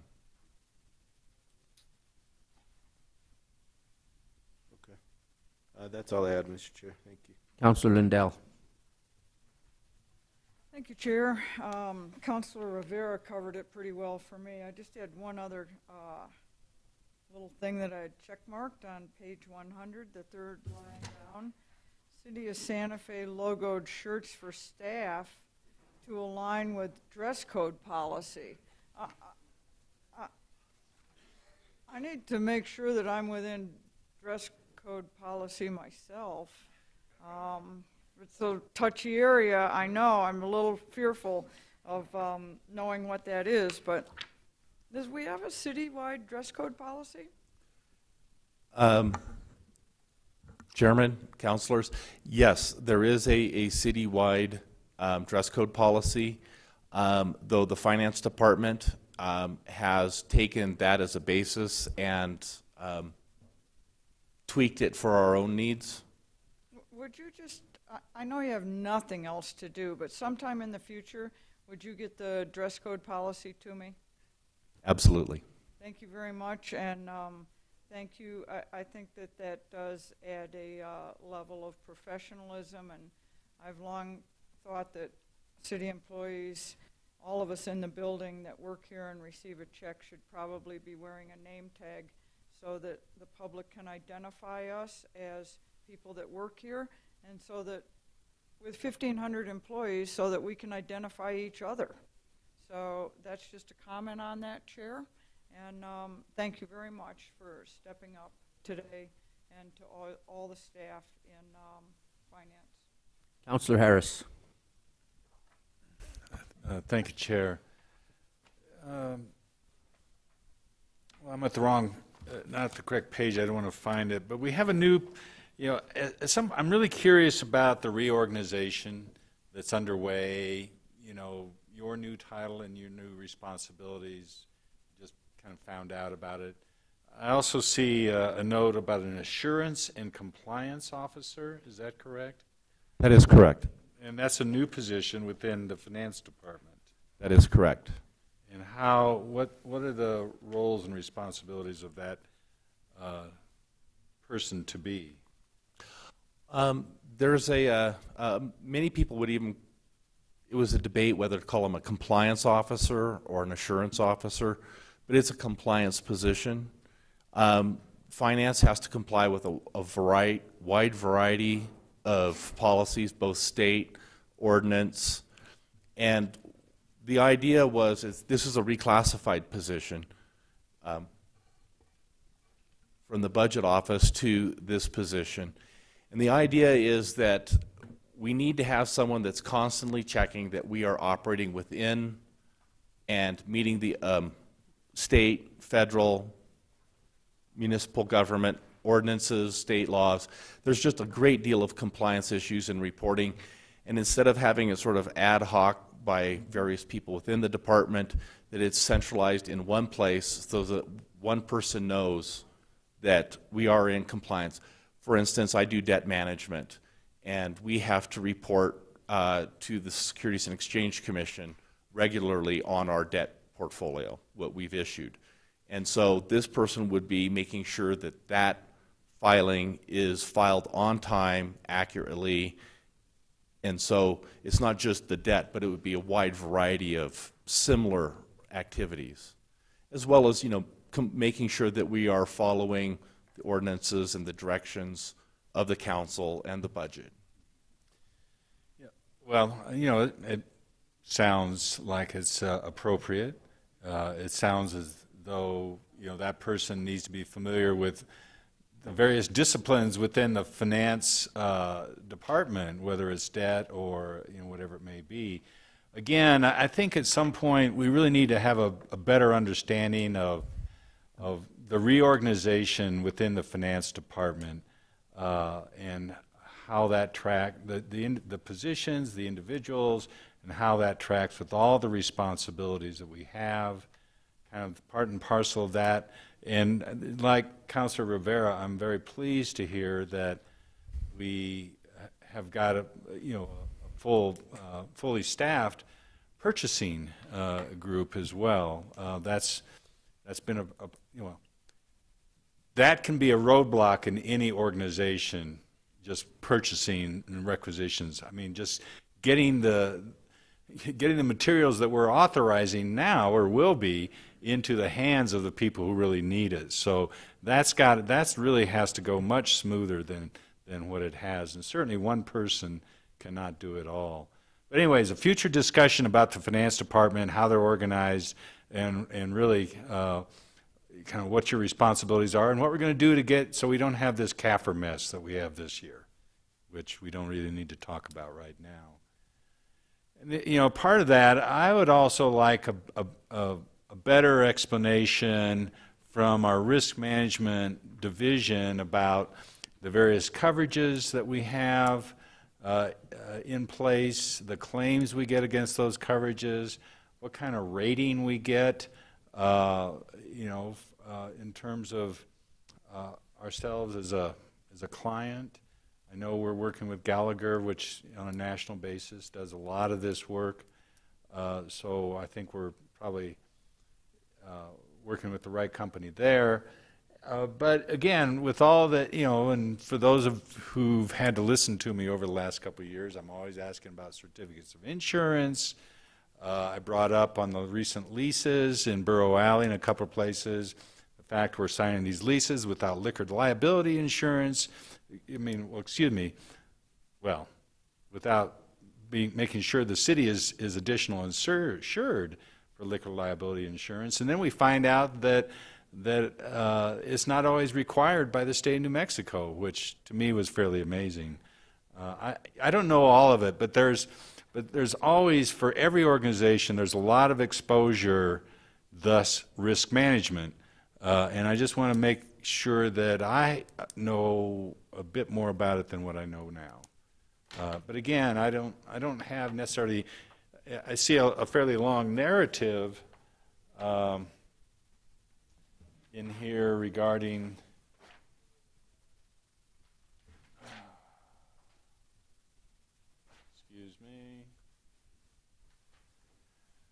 expect an increase in general liability claims, additional 250,000 to cover claims.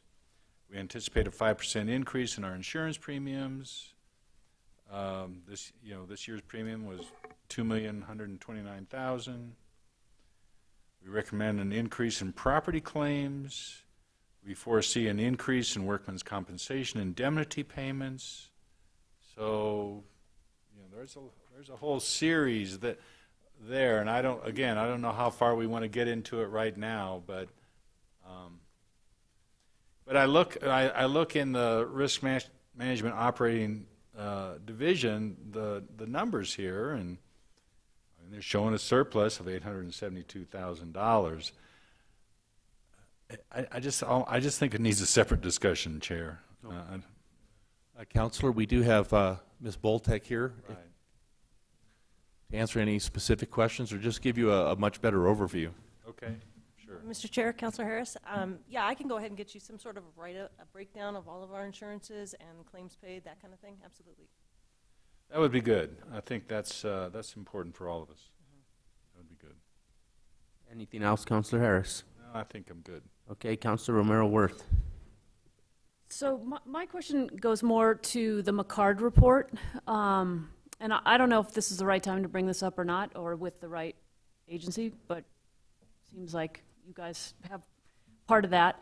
I know this new software system that we're bringing online is going to address something like 83 of the recommendations that were in that report.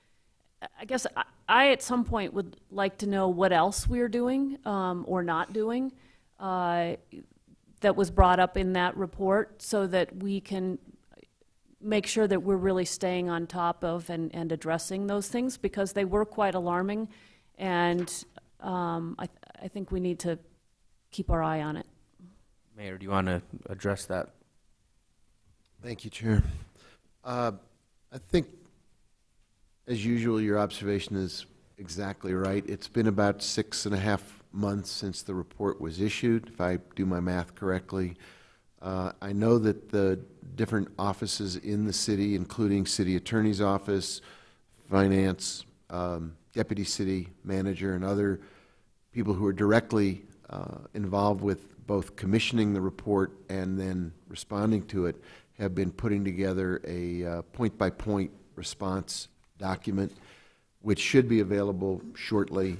And as soon as we have that in hand and it's been vetted and reviewed and really double-checked for accuracy, this will be, I think it's absolutely essential that the governing body have a report brought to it in full on the remedies that have been taken and work to be done, because I'm sure that it's not all completely checked off. I do know from conversations I had with the prior finance director that some things that were directly related to fraud and financial oversight, like the P-card response and others, have already been put into effect, so that some things as simple sounding to me as changing the way software is what's clicked on and what's clicked off have now been put into effect. So there's a number of those that were fast, easy, immediate, and done. But to a deeper point, you're absolutely right.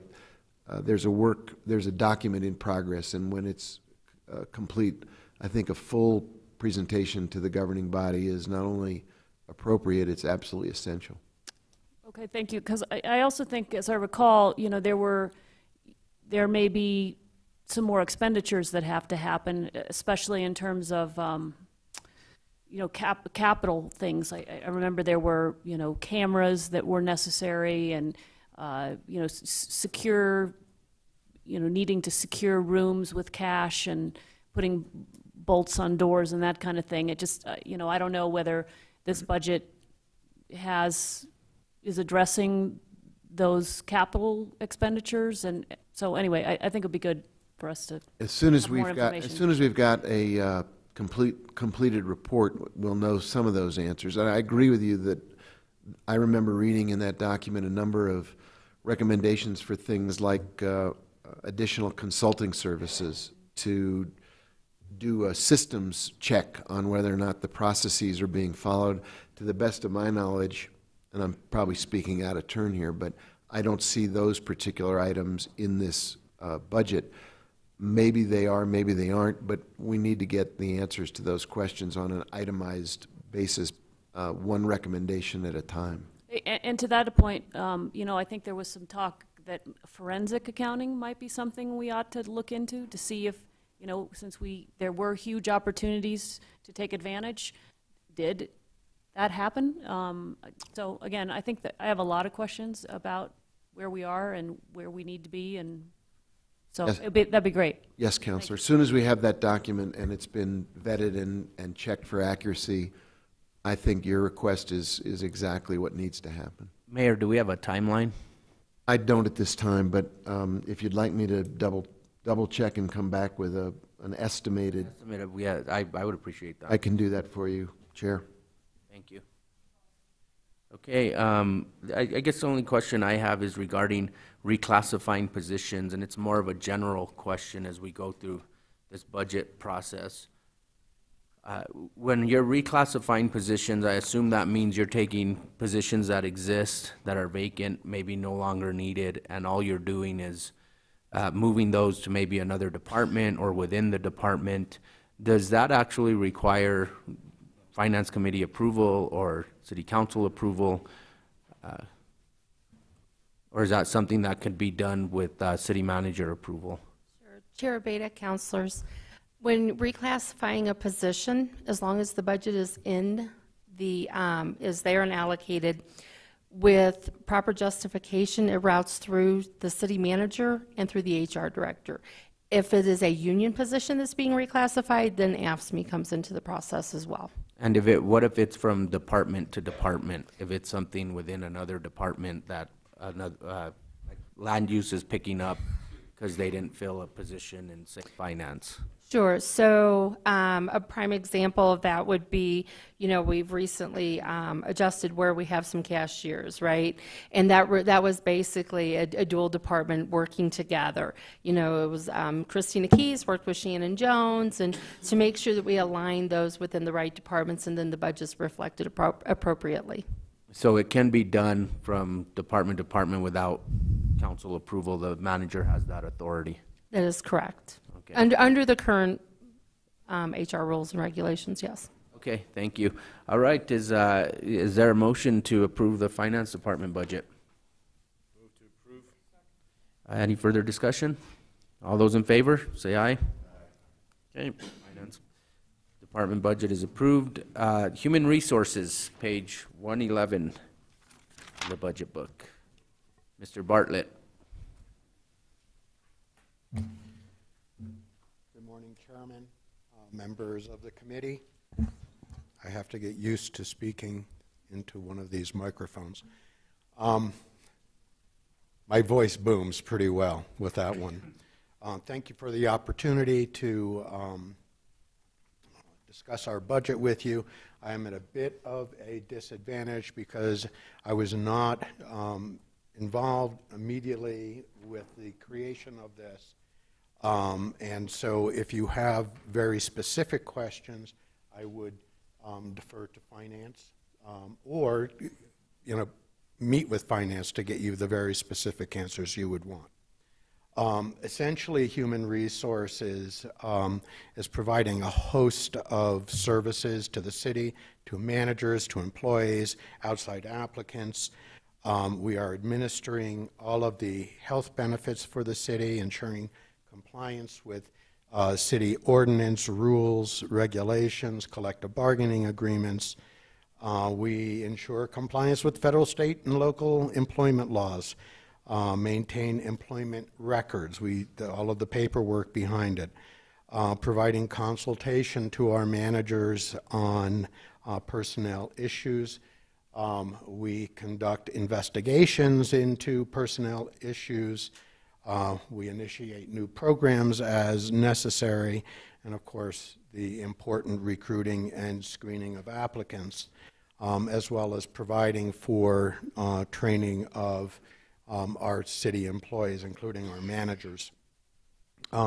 We are 14 strong, I take that back. We have 13 full-time employees. We have one part-time employee. The part-time employee is our wellness coordinator. So we do all of this with about 14 employees. Our budget is essentially flat. We are not asking for any expansions. There is going to be a need, and there are RFPs that are going out for our background checks and also for our pre-employment drug and alcohol testing. As that's in the RFP process, I cannot estimate for you what ultimately those costs would be. I know that our last contract, for instance, for our pre-employment physicals was $200,000 over 4 years. In December of last year, we had to increase that by $60,000 to cover the additional costs, and that's because we enhanced our recruitment. So more employees who come in, more employees who need to go through these physical exams, pre-employment exams, and also background checks. Just as a matter of clarification, there is reference here to increasing expenditures for training. I wish that I had our new trainer here because he could speak to you about all of the programs that he has put in place. When I asked him, I said, what was the increase for, that we were looking for? He said, Gary, that's a non-issue. That was for 2 laptop computers. So that was taken care of already through the current budget. I stand for any questions you have. Councillor Harris. Yeah, Mr. Bartlett, I really only had a couple questions, and one of them had to do with HR contract for services. You've already, I mean, it went from $106,000 this fiscal year to a proposed $270,000. And you know, much of it, I was surprised actually, the $100,000 for physicals seems, I don't know what the unit cost is that we pay, but it just seems high. And I guess, is that in line with the historic information you just referenced where we had to increase by $60,000? Mr. Chairman, Councilor Harris, I would say that that is within the historic growth. If you would like, I can try to draw down the information for the committee as to the basis, the specific basis for that increase. Well, yeah, I think, you know, we talk about results-based accountability and indicators.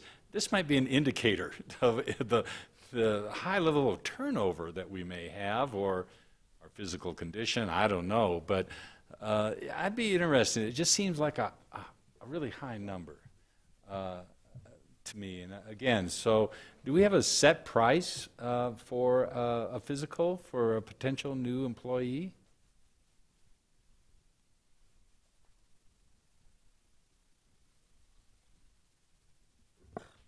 Mr. Chair, Councilor, while Gary's getting answers, having administered the physicals and pre-employment stuff for the fire department, I'll say we do a pretty high-level physical to make sure, and I would guess a fair amount of this is for police and fire, and it's a pretty high-level evaluation, so I'm actually not surprised at the level of cost, but maybe we can get a more specific. A little bit of detail would be interesting, and it's not a deal breaker by any means, but so does it really go to what Mr. Litzenberg spoke to, or is it an indicator of a high level of turnover?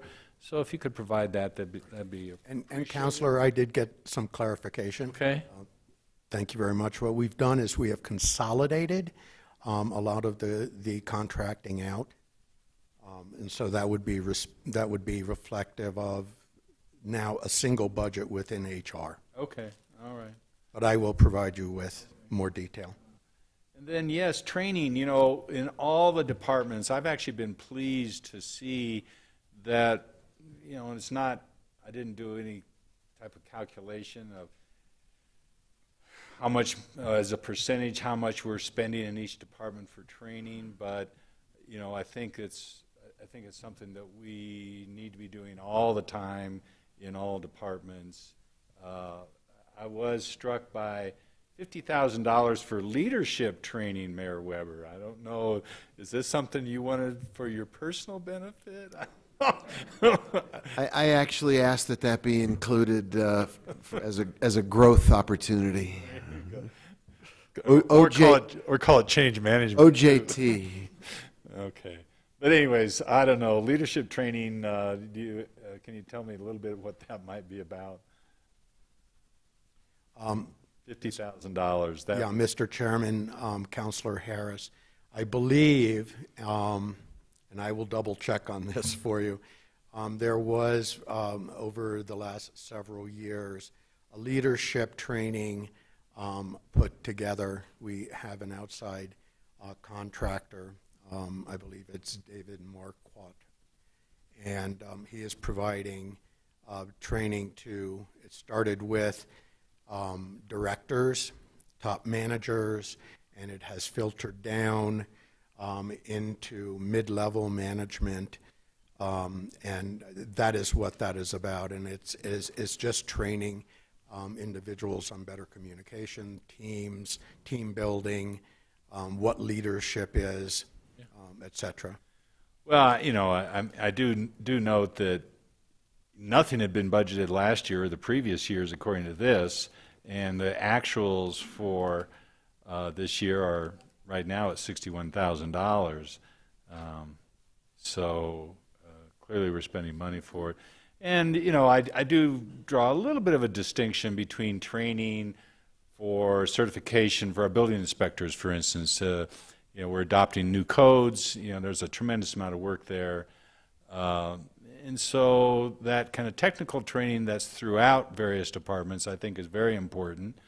And I guess I think that leadership training is probably important too. But Counselor, you and I can. It's soft language, and I just have. You and I can banter a little bit, which is fun. But I think to some extent, it goes back to the McHard report again, where what we all read was we have people in positions of leadership, and we promote them on the basis of what they've done historically, but we actually don't give them tools to be highly effective managers and leaders in those roles. And while I don't know the program specifically, but I do know the individual with whom the contract is held. And I think what you're looking at is an attempt to upgrade the support we give to our people who are in positions of real responsibility, but who may never have had a chance to reflect on what that job entails. Yeah, and that's fine. Those are my questions, Chair. Thank you. Councilor Lindell. Thank you, Chair. We have a sizable amount of money in tuition, not leadership training, but tuition, $175,000. Can you address that?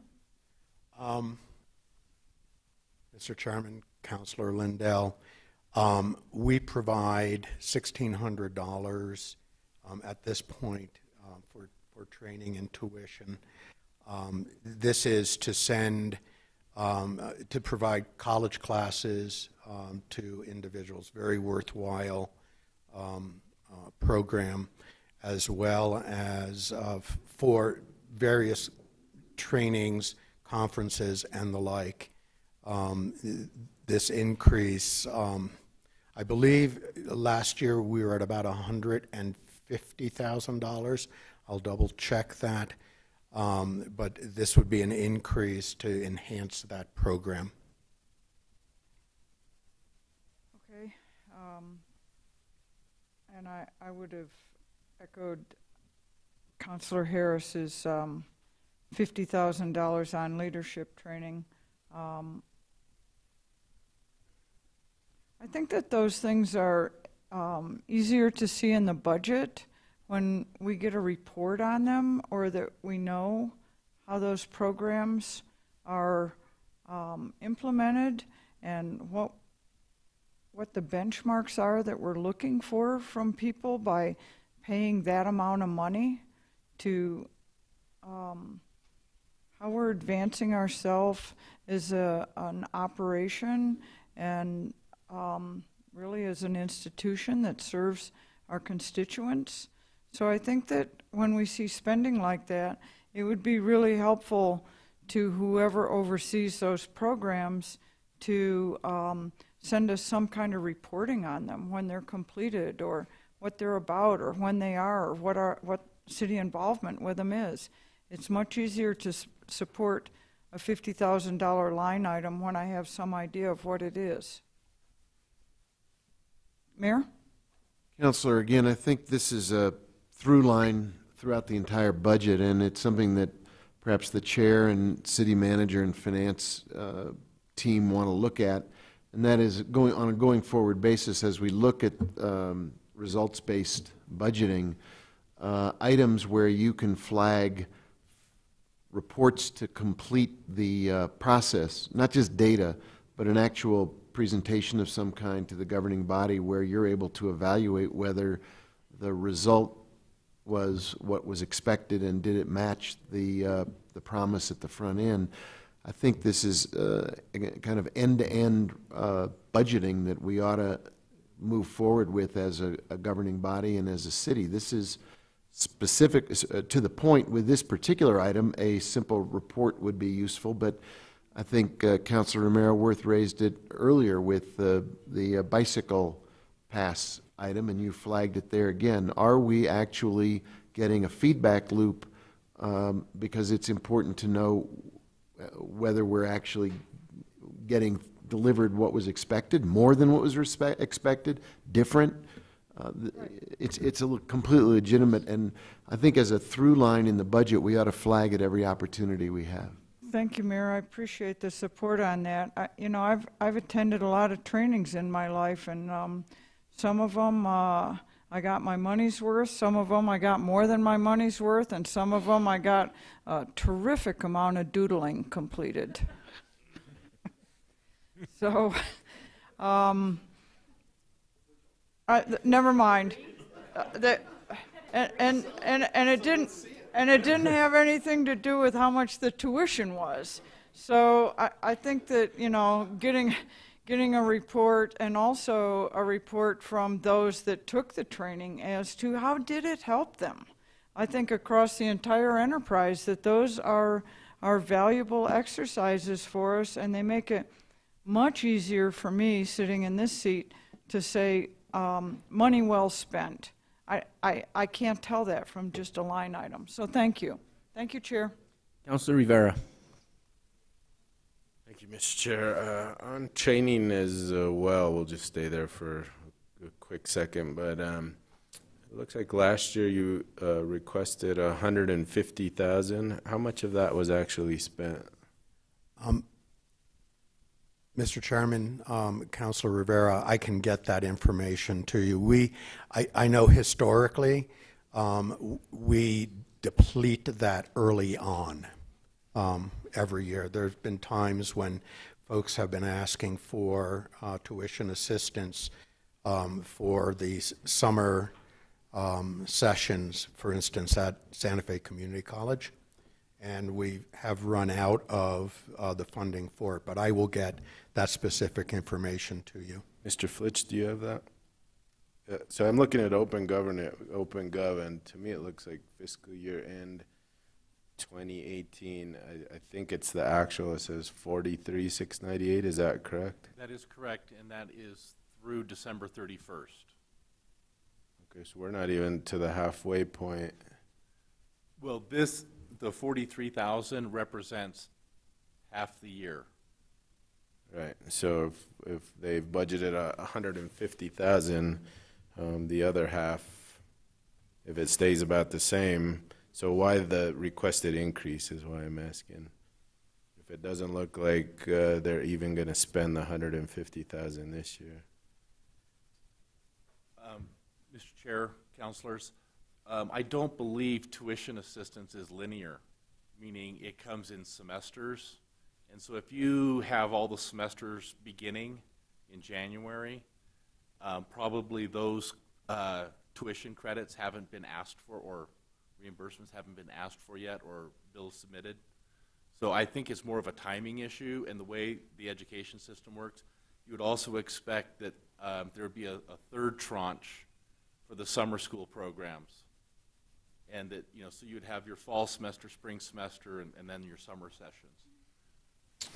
Well, looking historically, if you go to 2017, it's been around 50,000 as well. So I do see it's going up, just not sure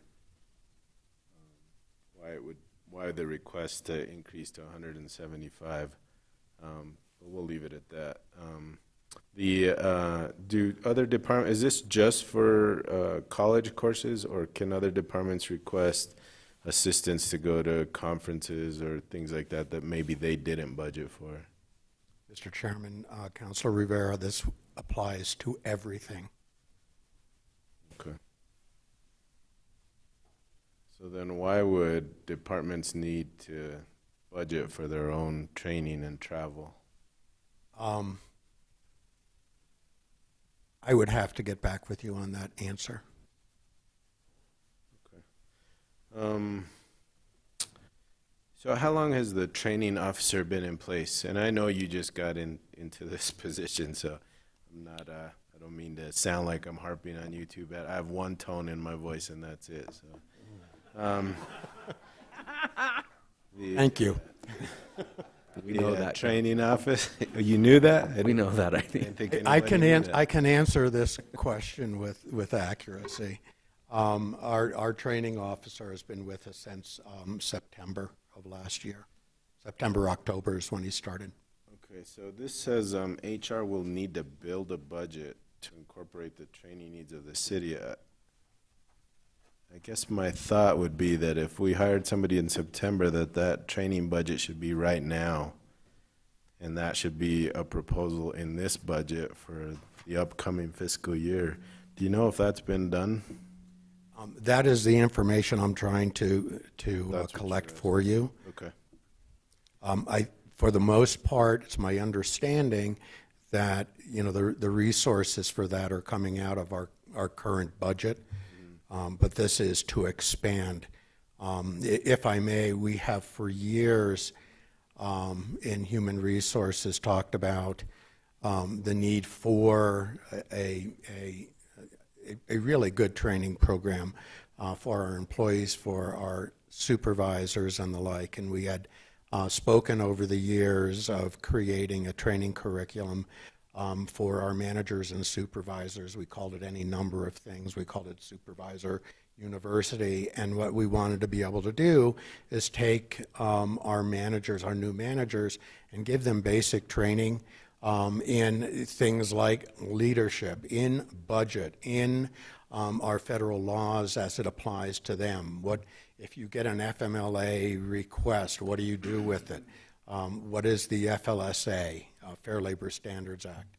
How does that apply to your job?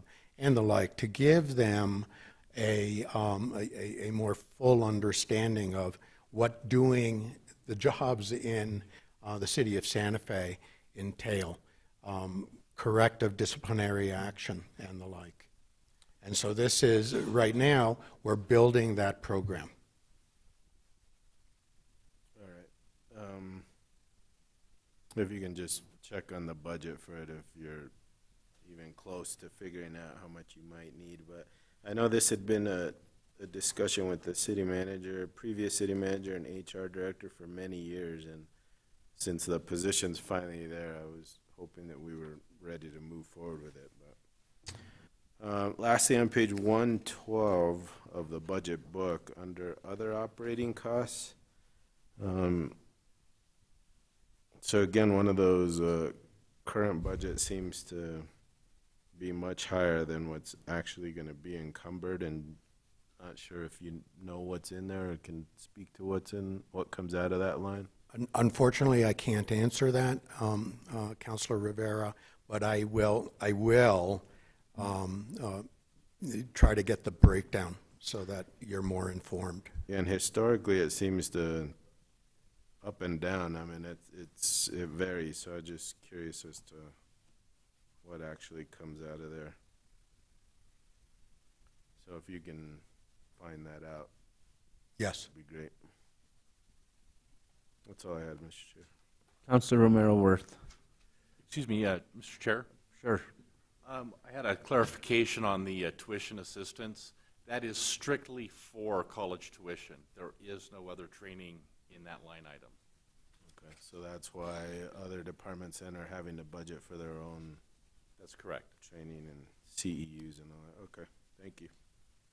Okay, Councilor Romero Worth. I just have one question on this program one. What is our drug and alcohol policy for city employees? Is it a, I don't know, what is it? Mr. Chairman, Councilor Romero Worth, what is our drug and alcohol policy? Our policy is that you cannot use drug and alcohol. Well, I'm sorry, I'm not trying to be flip, while you're on city business, but more pointedly, we have certain positions, for instance, our transit operators and the like. We have swim pool, safety-sensitive positions, let me put it that way, and they are required to go through pre-employment drug and alcohol testing, and that's to make sure that at the time that they're coming in, that there are not issues. And so those tests are done for safety personnel, not for everybody. There are also reasonable suspicion testing that goes on. If we have reason to believe that someone may be under the influence, then yes, we will send employees out for a reasonable suspicion test. And there are costs involved with that as well. If I can add to that, we also clearly have an employee assistance program. We want to help people who are experiencing trouble. And we're also working, I think Councilor Lindell may be able to speak to this, working to put together a new working group collaborating with the union, with AFSCME and with the District Attorney's Office to really try to coordinate some additional responses to not just our own employees' concerns, but the environment within which we all live, where we are seriously confronted by drug, alcohol, opioid use, and other things. So there's a policy, there's also testing, there's also employee assistance available, and there's also work going forward to try to be coordinating our interests with all of the actors here in our community. Thank you. Thank you, Mr. Chair. Councilor Rivera. Random drug testing, right, for all those safety-sensitive employees? Yes, Councilor Rivera, there is random, and that's run through risk management. And it's a certain percentage of employees in each of those safety-sensitive areas? That is correct. And if Ms. Boltrek is still, no, Ms. Boltrek is not here, I would defer to her to the actual formula that is used, but there are random draws of employees, and they are sent out for testing. Thank you. Thank you. Mayor, you and I have talked about this, but I really think that we can take our HR department to the next level in sophistication. I mean, for example, and Councilor Harris was kind of onto this earlier in his comments, at Santa Fe County, we used to have reports every quarter about vacancy rates, turnover rates, department by department, because when you do that, it does kind of raise a red flag at what's going on in this department. How come we have this high vacancy rate? As far as travel goes, I agree with the discussion regarding what's the policy, who is selected, why are we going? Like, for example, having spent most of my career in land use, they always love to go to the APA conferences, but they were in great places, but it was like, what did we learn, or why did we even go? It seemed like a waste sometimes. I think travel and training needs to be targeted to actual initiatives or projects we are working on as a city, so that if we do need to go somewhere, it should be so that, because we are working on an actual general plan update this year, so maybe APA is appropriate. If we're not, then maybe it's not appropriate to do that. But Like I said, I really think that we could be much more sophisticated as an organization when it comes to human resources, and I look forward to the changes that you and I have talked about and potential programs that we could implement citywide to assist our employees. Mr. Chair, you and I are in, again, strong agreement. I think if you look at the configuration of leadership roles in the city, the HR function or human chief talent officer function is absolutely essential to our well-being as a organization and to the services we deliver to the people of the city. I think finance and talent have to be joined together, shoulder to shoulder, to deliver both financial accounting but also human talent and human capital accounting. If I were rewriting this document, I would not only look at the numbers, but I would look at the first sentence of the executive summary, which says that the Human Resources Department's mission is to advance management's goals while protecting the rights of city employees. I really don't think that's their mission. I think the mission is to recruit, attract, develop, promote, reward the most talented people we can get to work in city government so that the city fulfills its commitments to the people of the city, and that our talent base, as we've seen in all of the presentations so far, really is the #1 asset that the city has to work with. And so you and I and other members of the governing body have talked about how critical this function really is, and room for new thinking. And another area, just real quick, that came to mind is employee evaluations. I mean, I don't know that we're doing them at all, and that's something that's maybe low-hanging fruit that something we can start implementing soon. But with that, I'll entertain a motion regarding the Human Resources Department budget. Move to approve. Is there a second? All those in favor? Aye. Aye. Okay, so that takes us to Information Technology and Telecommunications, page 114 of the budget. And then while they get ready, given the time, I think this will be the last one we'll take this morning, then we'll break for lunch and then pick up with city attorney and city clerk. What does the committee think? Or do we want to plow through? It's 11:30. We'll break for lunch after this. Okay. So, Mr. Attorney, are you okay with that? Can you come back?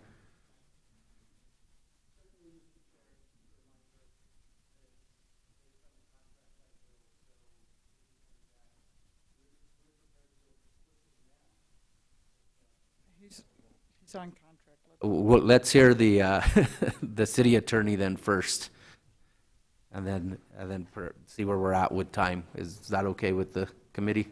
Yeah, let's not pay him to sit here. Let's not pay him to sit here, Councilor Lindell says. I agree. I appreciate that.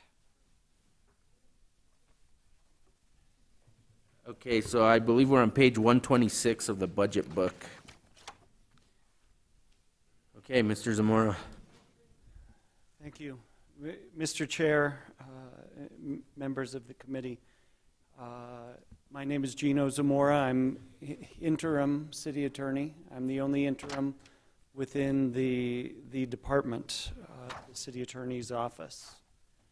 We have 7 attorneys, including myself at this time, 15 total staff, including paralegals, records custodian, legal liaison, and assistant to the legal liaison. In summary, the city attorney's office provides legal counsel to the governing body, to the committees, various committees of the city, the officers, and staff throughout the city. To summarize even more briefly, our objectives are to limit the liability, either proactively or reactively sometimes, to facilitate the decision-making process, to provide you with the best advice and information possible so that you can make your decisions. And of course, your decisions as a council as well as the executive decisions. But uniquely to the governing body, all members of the governing body, we also facilitate the writing, research, and processing of bills and resolution. That's my introduction. I stand for any questions. Okay, Councilor Rivera. Councilor Lindell. Thank you, Chair. Thank you, Mr. Zamora. I just want to say that in terms of the RBA performance measurements that are in this booklet, this is as good as I've seen from any department, and it's going to make it very, very easy to do performance assessment in the future. So someone put some time in on this, and it shows, and it's really very well done. Thank you.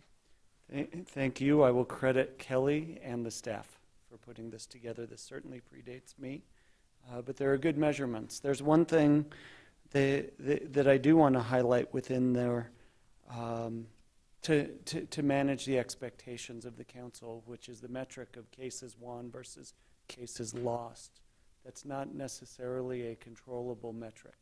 I would like to say that's better reflective of how well we engage the city attorney's office in advance to avoid issues and minimize, again, the risk, minimize the number of cases, much less the number of wins and losses. But thank you. Thank you. Thank you, Chair. Councilor Harris. I really don't have too much, Mr. Zamora, but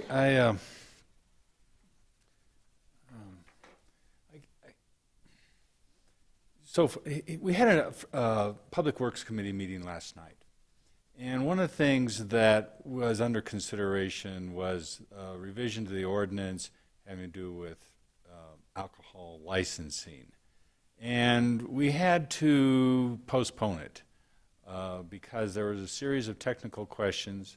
The city attorney's office was not represented. We were told Mr. Walker, who basically wrote the draft ordinance, was close to retirement, and I just wasn't there. And so kind of, you know, certainly not pointing just at the city attorney's office, because the very first day, my very first question was identifying interim, acting, and it shows up throughout. But I guess I'd like to know a little, as critical as the city attorney's office and the function is, and I think under Ms. Brennan, in my observation on 2 years, it really operated at a high level. I'd like to know, I mean, we see you at council, we see you now, we see you certainly supporting the mayor and working through the various things that have come up. Are you working with staff on a weekly basis, every 2 weeks, just kind of look at what is being addressed within the department?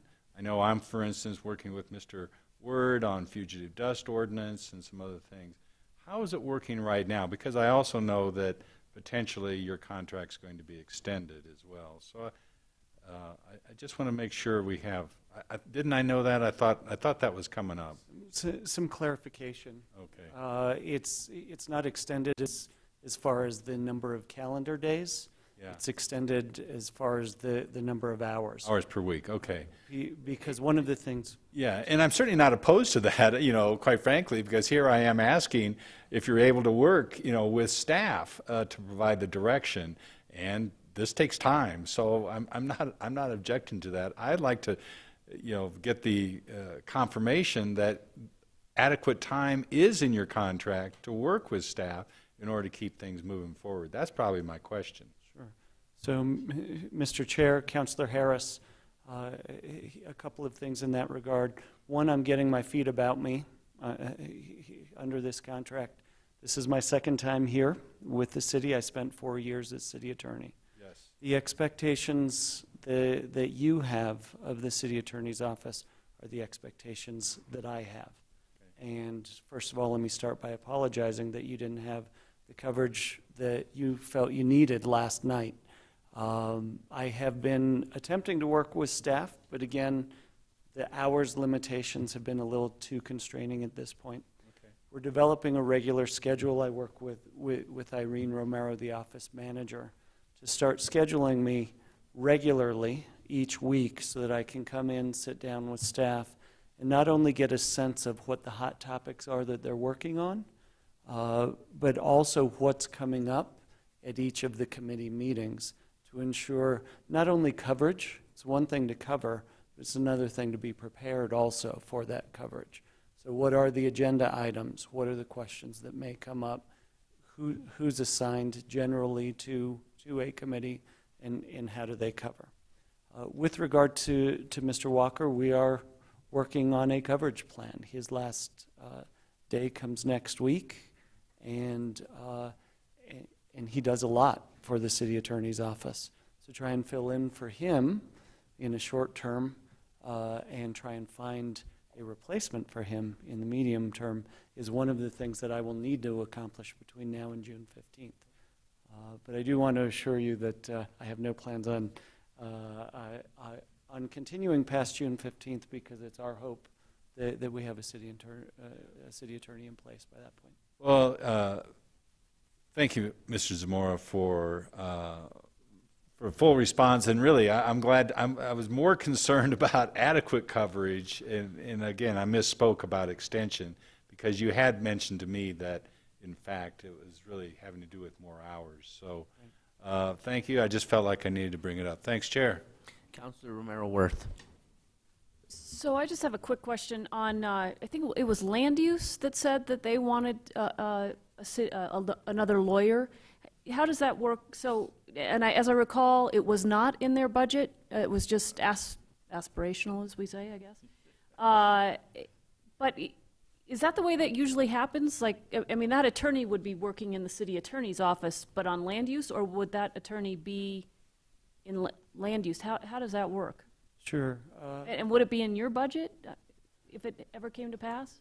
So Mr. Chair, Councilor Romero Worth, with my history with the city, I've seen it work in a few ways. One is a direct appropriation into the city attorney's office for land use services. In the past, I can't speak to the immediate last 4 years, but during my tenure, the 4 years before that, there were line items in department budgets to pay for legal services. And so there were attorneys retained, employed, either on a part-time basis, paid by one department and paid by the city attorney's office, or fully paid. And so it gave an opportunity. We even had a paralegal that was paid out of the water budget. When I was here, we had 2 lawyers and a paralegal paid through the water budget, who were very much dedicated to water law issues. So it's happened in the past where it's been in, the line item's been in the department, but it's also happened where the attorney is in the city attorney's budget. For context, as I mentioned, there are 7 attorneys, including the city prosecutor. If you look towards someone like Albuquerque, which is considerably larger, their city attorney's office is somewhere in the area of 40 attorneys plus staff. And so you just get a feel over time. We're not making any proposals today from our office, but you do get a feel over time that eventually the city attorney's office may grow. And so, and I appreciate the budget distinction, but then does that attorney, if we hired an attorney in land use, would they fall under the city attorney in terms of supervision, or are they lone rangers? So, Mr. Chair, Councilor Romero Worth, the devil's in the details. It really, you need to make sure that the attorney reports within the city attorney's office and under the authority of the city attorney to preserve certain privileges, etc. However, when a department funds it, they do feel that sense of ownership and the ability to provide assignments. And so what you want to make sure of is that you have communication between the city attorney and the department head to understand the assignments. If it's a 100% funding, that makes it a lot easier. In some instances, I had 50% funding, and so you needed to make sure that the assignments reflected the funding. But it is an opportunity for difficulty if there is not communication between the department heads. So it sort of sounds like it would be better if they came through the city attorney's budget rather than through a department budget. It could be cleanest, but at the same time, I don't want to argue for shifting funds from another department to my department. Okay, just curious. Counselor, I think it's accurate, and the city attorney can correct me if I'm wrong, that right now a great deal of the work in the city attorney's office is devoted to land use issues. And that's a major piece of somebody's work program. And I think what the land use director was indicating was a desire to have a faster turnaround time by having additional resources. It was not budgeted. It would have been funded under her proposal by a fee increase that was also not approved. So I think what she was merely doing was sending a message that if we have aspirations, to use your word, for faster turnaround times in dealing with permitting and land use decisions, that additional resources would make that easier. But right now, the city attorney's office carries that responsibility and does that work, and has a great deal of bilateral communication and collaboration with the land use department. Yeah, it was just interesting to me that it came not as part of your, well, that the idea came not as part of your department, and I just raised a bunch of questions for me how that works. So thank you for your answers. Appreciate that. Thank you, Mr. Chair. And before we close up here, it is not your opinion, though, that each department should have their own attorney that answers to that department director? Because that was kind of the impression I got from land use, was they want their own attorney that answers to their department director and kind of separates themselves from the legal department. We don't want to go in that direction, do we? Mr. Chair, the best practice would be for the attorney to be within the city attorney's office and managed by the city attorney, but it's not unheard of to have an attorney within a city attorney's office dedicated to one subject matter. Sure, and if they provided all the funding for that, then we would expect that. That's right. What happens in smaller city attorney offices is you become a jack of all trades, and each attorney is doing a little bit of something. Land use right now is, as best as I can estimate, spread among 3 different attorneys. I would say 3.5 different attorneys at this moment in time. So starting to consolidate it could bring some economies of scale, some faster turnarounds, et cetera. Okay, is there a motion regarding the city attorney's budget? Move to approve. Is there a second? All those in favor? Aye. Those opposed? Okay, so do we want to take on ITT before we break for lunch? Okay, so let's go to Information Technology and Telecommunications, page 114 of the budget book.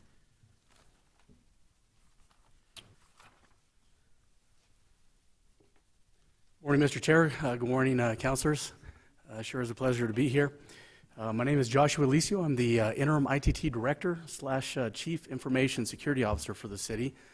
I've been sitting in the interim seat for about 8 months now.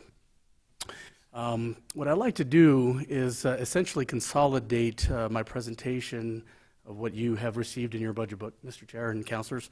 And I want to make a couple important points that I believe that need to be heard and need to be said. So the first thing that I want to do is give you a department scope of where we're at and what we're doing today. And so our vision today is to make sure that we are the trusted technology advisor to the city. And this is really important. We've been working very hard over the last 8 months to remove silos, essentially working with every department here within the city itself. We took on an initiative back in January timeframe as the budget wheel started to turn, and we met with every department director and every division director, something that has not been done. And so we got a full detail and insight as to where our departments are going IT-wise, where our divisions are going, and we were able to provide a level of expertise that had not been provided in the past. And so we're very, very pleased with that accomplishment. Currently we have 5 IT divisions. First division we have is Enterprise Application Services, which Bogi Malecki is our division director. We have our Infrastructure Services run by Mr. Larry Worstel. We also have our End User Services Manager run by E.J. Duran. Unfortunately, he is manning the shop. And we also have Information Security, which I am dual-hatted, as well as Information Technology Procurement run by our Budget Officer, Mr. David Kolb. And we currently have 34 FTEs on the books. One of the things that I'd like to emphasize when I took over as the interim director for ITT is that I established 3 objectives. Number 1, customer service. Number 2 was ensuring that we looked at every priority. And number 3, training and education. Now this is really important here, and an emphasis that I have made to my team, and that was to really bring our team in focus to achieve these objectives. So by looking at these objectives, we looked at how we were going to put our budget together. So essentially we just said zero base, as we had been asked by city management. And over the last 2 years, from a historical standpoint, we also did a zero-based budget for fiscal year 2017-2018. So in a nutshell here, what we wanted to do was align all IT resources to support the enterprise. And so what does that mean? I had discussed earlier of removing the silos. One of the things that we had found in our interview process, or even in our interaction with various departments here in the city, is that a specific department would go out and purchase software, purchase hardware, whatever it may be, and then they would come to IT and say, can you support that? And this would be last minute, and we need it yesterday type of thing. So we wanted to make sure that our approach with interviewing all of our department directors, that we emphasize that point, that you cannot bring that to IT and expect support to do that. And there were a variety of reasons. But the main reasons being is that we have an operation to run here in the city. And we want to make sure that whatever comes here in the city has a zero footprint in a sense, meaning that the users will see what they need to from a solution-based perspective and not encounter failure after failure. And so that is our goal within IT, is to ensure that we work with every department, that we provide them the expertise needed, both contractually as well as technically. That way we bring in solutions into the city that will not only work for Department XYZ, but that can probably work with other departments as well. So we're looking at consolidating services, if you will, and removing those silos. Needed activities and resources to better support the user and ERP. Again, we've heard ERP in the past. It is a heavy lift, and IT stands to support that project going forward. And every one of my staff members on our IT department are supporting ERP in one way or the other. We also have what I call building the engine on the back end. And we have to make sure that the engine is running. Our PCs are up to date. Our servers are up to date. We have to make sure our email server is updated as well. So there are some infrastructure projects that are going on in the back end to ensure that we have a successful project moving forward. Addressing antiquated services, this is also a big deal. This is something that we did a heavy assessment on in every department, including every facility that we have here in the city itself. We had found in the past some wiring that when you touch it, it became brittle. And so we wanted to move away from that. We wanted to ensure that wherever our city employees were housed, that they had the proper resources to make sure that they were connecting to the network properly and that they had zero downtime. Bandwidth necessities, I did address that as well. We have a new data center that is going up, and we are starting to consolidate all of our services to that data center, which is located out at DeWitt, that is housed at the state of New Mexico. And this one is also really important again, because one of my jobs as the interim ITT director is not to take a look at what we're going to do tomorrow, but what we're going to do next year, the year after that. And one of the things that my team and I foresee is that we're going to continue to go what I call, in a lack of a better term, the cloud, and even mobile. And we have to make sure that the bandwidth is there to ensure that we can connect at any time in any place here within the city confines. Enhancing information security service. This has been my forte for the last 20 years. I do come from a background of the Department of Defense at the federal level. I've been doing information security for over 20 years. And coming here to the city of Santa Fe, my job was to lay a foundation of how we were going to deal with information security, both confidentiality, integrity, and availability-wise. Fund key strategic imperatives while removing the non-value added cost. This is another key one here is we got to make sure that we have must-haves and wants. That is a big deal for us there because, again, it costs resources, time, and support. And so we have to make sure that we are monitoring what those priorities are.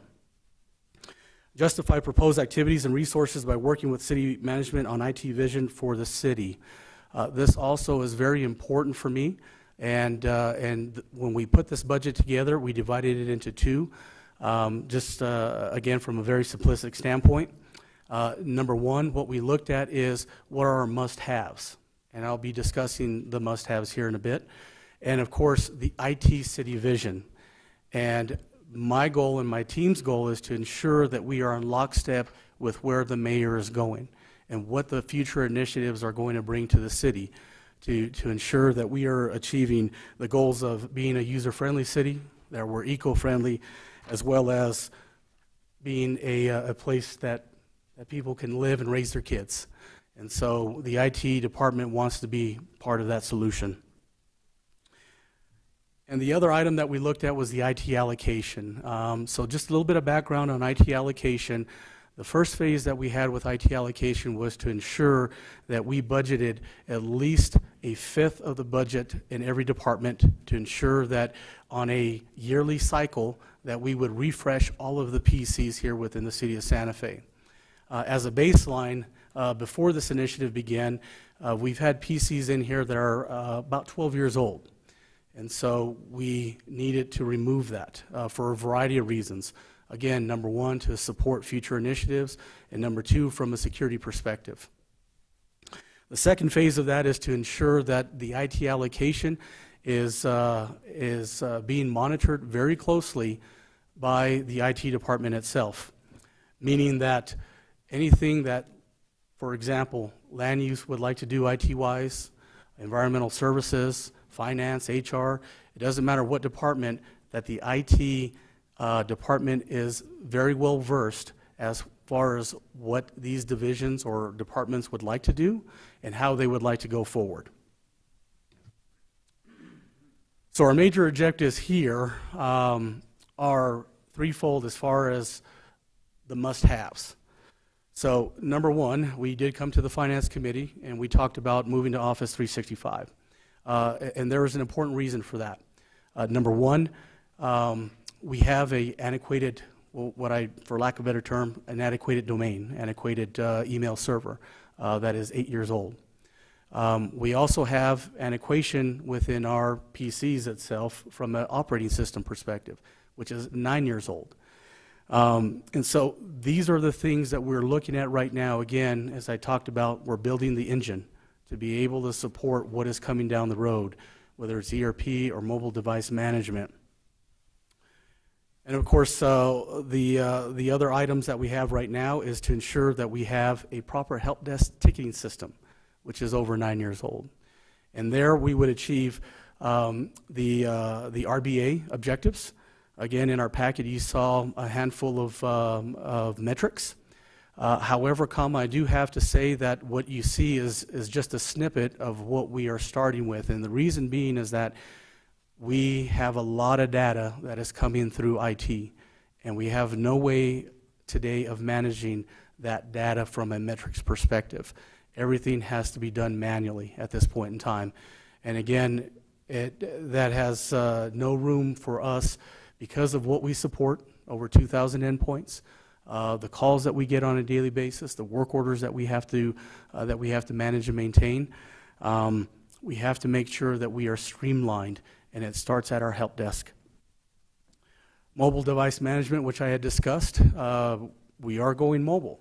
And I would like to ensure that our techs can sit at a console and they can monitor where phones are, where mobile devices are, where the desktops are, all from one setting. And this right here will provide us the proper support that we need and the proper management we need for those tools. Today, our techs have to go out and pick up cell phones. So when you think about that, they're using resources, they're using vehicles, they're using their time away from the desk to answer calls or to resolve other issues that may come up. So by moving to this must-have, it will better position us, again, to support the heavier projects that are coming down the road. We also have partnerships with each department, as I explained, within our departments itself. We've interviewed all the department directors and division directors. These partnerships are extremely important for one reason. Number one, as we begin to establish these partnerships, we could then come up with the proper solutions to ensure that we are working towards, and again, I apologize for this term, smart city, which I dub Santa Fe Connected. And we have to make sure that we are centralizing our services instead of being diverse in a sense. Again, that takes time and resources when we're siloed that way. And so we're working with all the departments today to ensure that whatever technology is coming down that road, that the IT department can manage these things from a central location. Another item that we're focusing on is public safety. We have been working with the fire department. We've been working with police. We have been taking a look at the McHard report and addressing the video monitoring itself. One of the things that when I had first started here, again, there was a very diverse solution that was instituted here at the City of Santa Fe, meaning that there were different camera systems that were located whether at XYZ Park or XYZ Department. And the IT department right now is working with various vendors to ensure that we are centralizing this monitoring. One of the pieces that we had partnered up with in the police department, they have something what they call an intelligence bridge.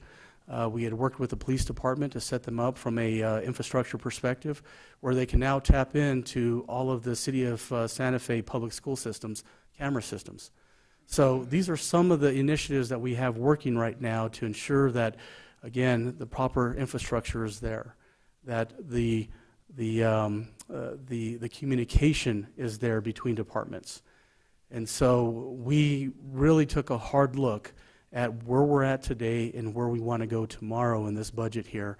But I do emphasize here the partnership between IT and the mayor's office and the city manager is going to be very important to set that tone going forward. So what you see today in our budget are the must-haves. We have to have these things going forward to support the heavier projects that are coming down the road. So with that, I will take any questions.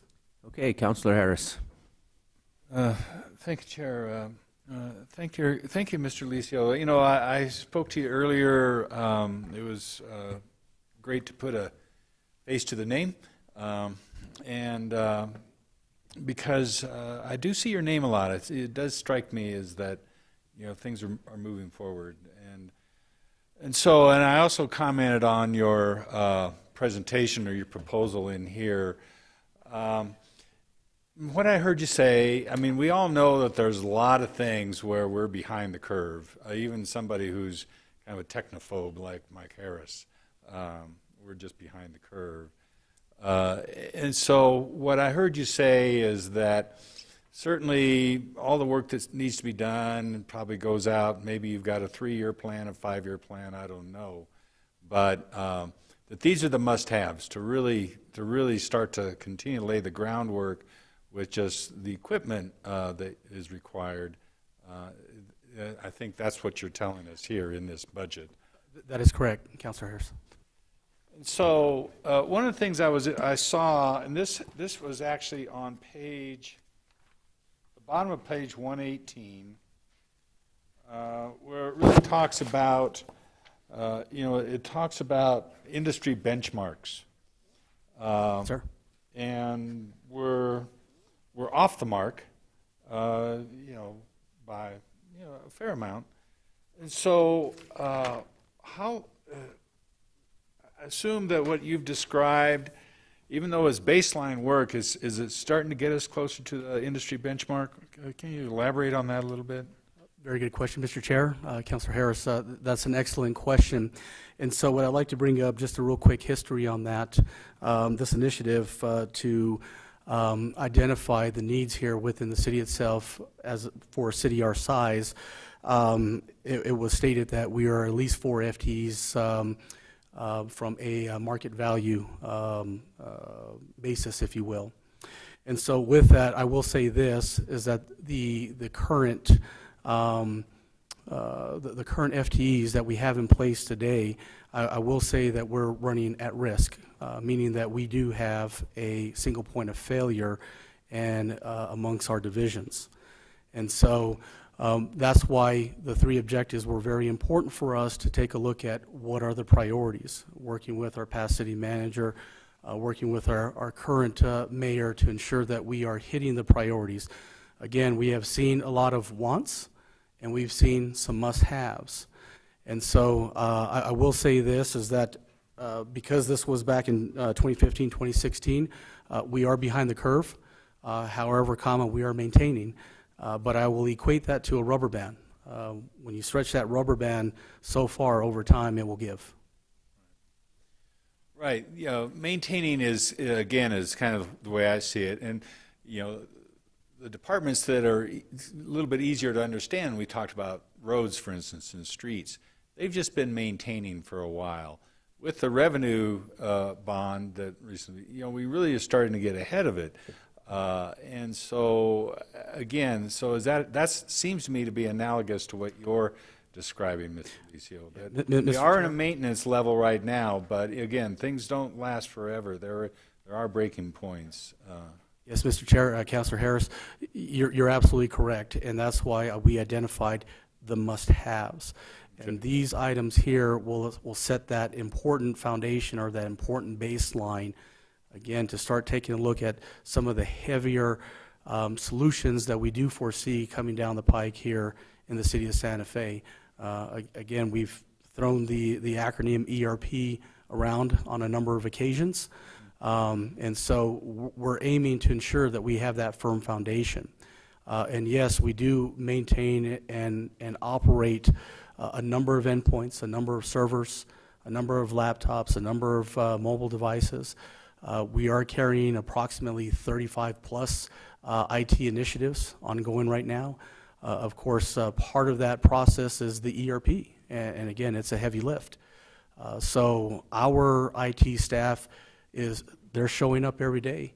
They are managing and they are prioritizing accordingly. And so again, I get back to those 3 objectives because that really is our basis, is that we have to learn how to say no to departments as they come across with, we would like to have this mobile device or that mobile device, whatever the case may be. And that's important for us to do because we have to set that foundation. Yeah, I appreciate you. It is important to say no. Some people, they just need, that's leadership, quite frankly. skill is the ability to say no in a reasonable way, when it's necessary. I'm just about to close out. So is the internal service function that just started to be adopted, and I look at, for instance, your summary by fund, and yes, your proposed budget has gone up approximately $1 million from 9.8, Yes. from 8.8 to 9.8, but it's really funded by the services to other departments. Mr. Chair, Councilor Hurst, that is correct. Right. That's all what we call part of the IT allocation. Right. And again, what we're trying to do is consolidate the efforts and know what these departments are doing. Right. Again, it's not only to help save money, but it's to ensure that we have the proper resources and the expertise behind those solutions that are being proposed. If I may add one more thing here, and this is really important, and this is a conversation I do plan to have with the mayor and the city manager, is that any future initiatives that should be coming down the road, that we will talk about expansions and how those expansions are going to assist us with that. Again, as I will say this, what we have on the plate today is very much well sufficient for what we are trying to do. We cannot go above and beyond that. Okay. All right. Very good. Thanks, Chair. Thank you, sir. Councilor Lindell. Councilor Harris has covered this well for me. Thank you. I appreciate you very much communicating with folks that you can't just go out and buy software and expect us to support it.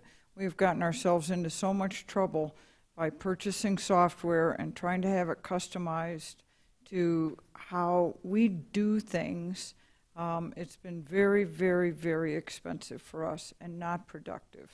So thank you for keeping your finger on that pulse. Yeah, thank you, Councilor. Councilor Rivera. Thank you, Mr. Chair. Thank you for your presentation. My only question is, some of your divisions like administrative services, enterprise, IT security, infrastructure don't have any performance measurements in the budget book. So just wondering what happened there, or Mr. Chair, Councilor Rivera, that's a very good question. And this goes back to my previous statement, is that we've identified at least 4 pages of metrics. However, because of the amount of data that flows through the IT department, and with a lack of mechanism to actually track these metrics, very, very difficult to do right now. And that's why we're saying a must-have for us is to adapt a new help desk tool that will enable us to be able to take a look at workflows, contract management, the number of calls that come in, service level agreements with our departments and how long it takes for resolution. So we have at least 4 pages right now that have been outlined, but they are not attainable today. is there anything that we could at least put in the budget book that would help us measure your success in some way in each of those divisions? Mr. Chair, Councilor Rivera, that is a really good question. We can, but I don't feel from a technical perspective that we would be set up for failure. And so I'm very hesitant to put any more metrics in there because of the manually intensive duties that we take on a daily basis. Again, we're carrying over 400 trouble tickets right now. We have over 130 work orders in the queue at this point. We are rolling out 195 systems citywide. So these are, again, it goes back to what are our priorities at this point. And it's really important for us that once we set that foundation, then I'll be more than happy to plug in those 4 pages of metrics into the budget book. But I don't want to set my team up for failure and not obtain those things. So if I have a computer issue today, I have to put in a work ticket, correct? Well, for you, Councilor, Mr. Chair, Councilor, we could do that immediately. So the average employee then? Yes. That's a really good question. Right now, we're looking at, from an average perspective, and given the fact that we do have over 400 tickets, we are looking at least 72 hours. Again, one of the things that we do from a help desk perspective is we prioritize, essentially triage. So if a laptop is dead or a workstation is dead, then we consider that blood infusion, and we prioritize that accordingly. We have other trouble tickets that are like, I need a printer. So if I'm a user here at City Hall and I'm having trouble getting on Internet Explorer, I call the help desk, they initiate a ticket? Yes, they will initiate a ticket, and that ticket usually takes 5 to 10 minutes to create, just to make sure that we have all the information. It is triaged at Tier 1, and then we do have Tier 2 and 2-3 support here at City Hall. And how does that get tracked? How do you know that the issue's been fixed or dealt with? Well, again, this comes back to the antiquation that we have within our current trouble ticketing system. It does not give us the proper workflow to be able to track when a resolution has been achieved. Right now, the way we're tracking, unfortunately, are number one, complaints, or number two, we'll get an attaboy. So again, we do our best at that triage level with the resources that we have in place today. So other than that, you have no way of knowing whether the ticket was issued or dealt with or not? Well, me specifically, I would have to go directly to the help desk with the help desk trouble ticket number and to be able to say, did this get accomplished? Was this closed? So again, this goes back to a very manually intensive process. I can log in, I could look, I could check, as opposed to getting alerts, and as opposed to being able to see who touched that trouble ticket, when they touched it, how long it took, and of course the resolution in general. It does get assigned to somebody. It does, that is correct. Yes, sir. And then when they are complete with it, do they touch the ticket in any way to say it's... They do. They close the ticket out. They ensure, first, they coordinate with the end user or the customer to ensure that resolution has been achieved. Once the customer has been satisfied, then the end user technician will close that ticket. My point is, I think there's a way to do some measurements. It may be a little time consuming, but... That is correct, and that's what I'm concerned about, sir. I understand your point about having something that would be a little bit easier, but in my opinion, I think there should be some measurements in every division, even if they're small. Mr. Chair, Councilor Rivera, we wholeheartedly agree, and that's why we identified at least 4 pages worth of metrics. Thank you, Mr. Chair. Councilor Romero Worth. Good. I just would note that on page 119, it says under the summary by division, it says total for the fire department, not the IT department. Just a typo. That's all. Thank you, Councilor. Anything else, Councilor? On page 119, under contractuals and utilities, your current budget is $743,932. You're requesting $2.3 million. Why the big jump, and what are you going to do with all that? Yeah, very good question, and it gets back to 2 items in specific. Number one, software services that we have on the books today usually increase anywhere from 3 to 5%. And number two, the IT allocation itself, we're putting more infrastructure in place. We are supporting our departments. So the IT allocation is reflective in that number itself for us to manage and maintain. That's a large number, though, and not enough detail for me. I mean, and maybe we don't need to get into it now, but maybe that's something, Mr. Manager, that you can provide for us, a list of support or projects that we're going to pay for, because like I said, from $743,000 to $2.3 million in a year, that's a lot of, that's a big jump, and that's probably the biggest we've seen out of all the departments citywide. So if you can provide us with why the justification is to why we need that much, to put that much money under contractuals and utilities. And in general, maybe for finance, what usually is covered under contractuals and utilities? Is it all in the right, is that in the right location? What usually goes under contractuals and utilities? That line item.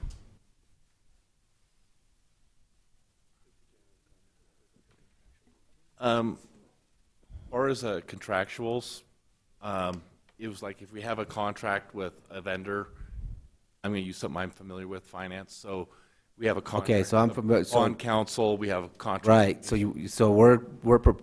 are you going to have $2 million worth of contracts that you're going to put out over the next year? Mr. Chair, it's much more than that. It's also software as well. Okay, so if you can just provide me with a breakdown of more or less how you're proposing to spend that 2.3 million, I would appreciate that. Yes, sir. We could do that. Okay. And then in regards to public safety, I was familiar with the RECC, and I know that's a system that is shared by both the city, the county, and then plus the city has our own system.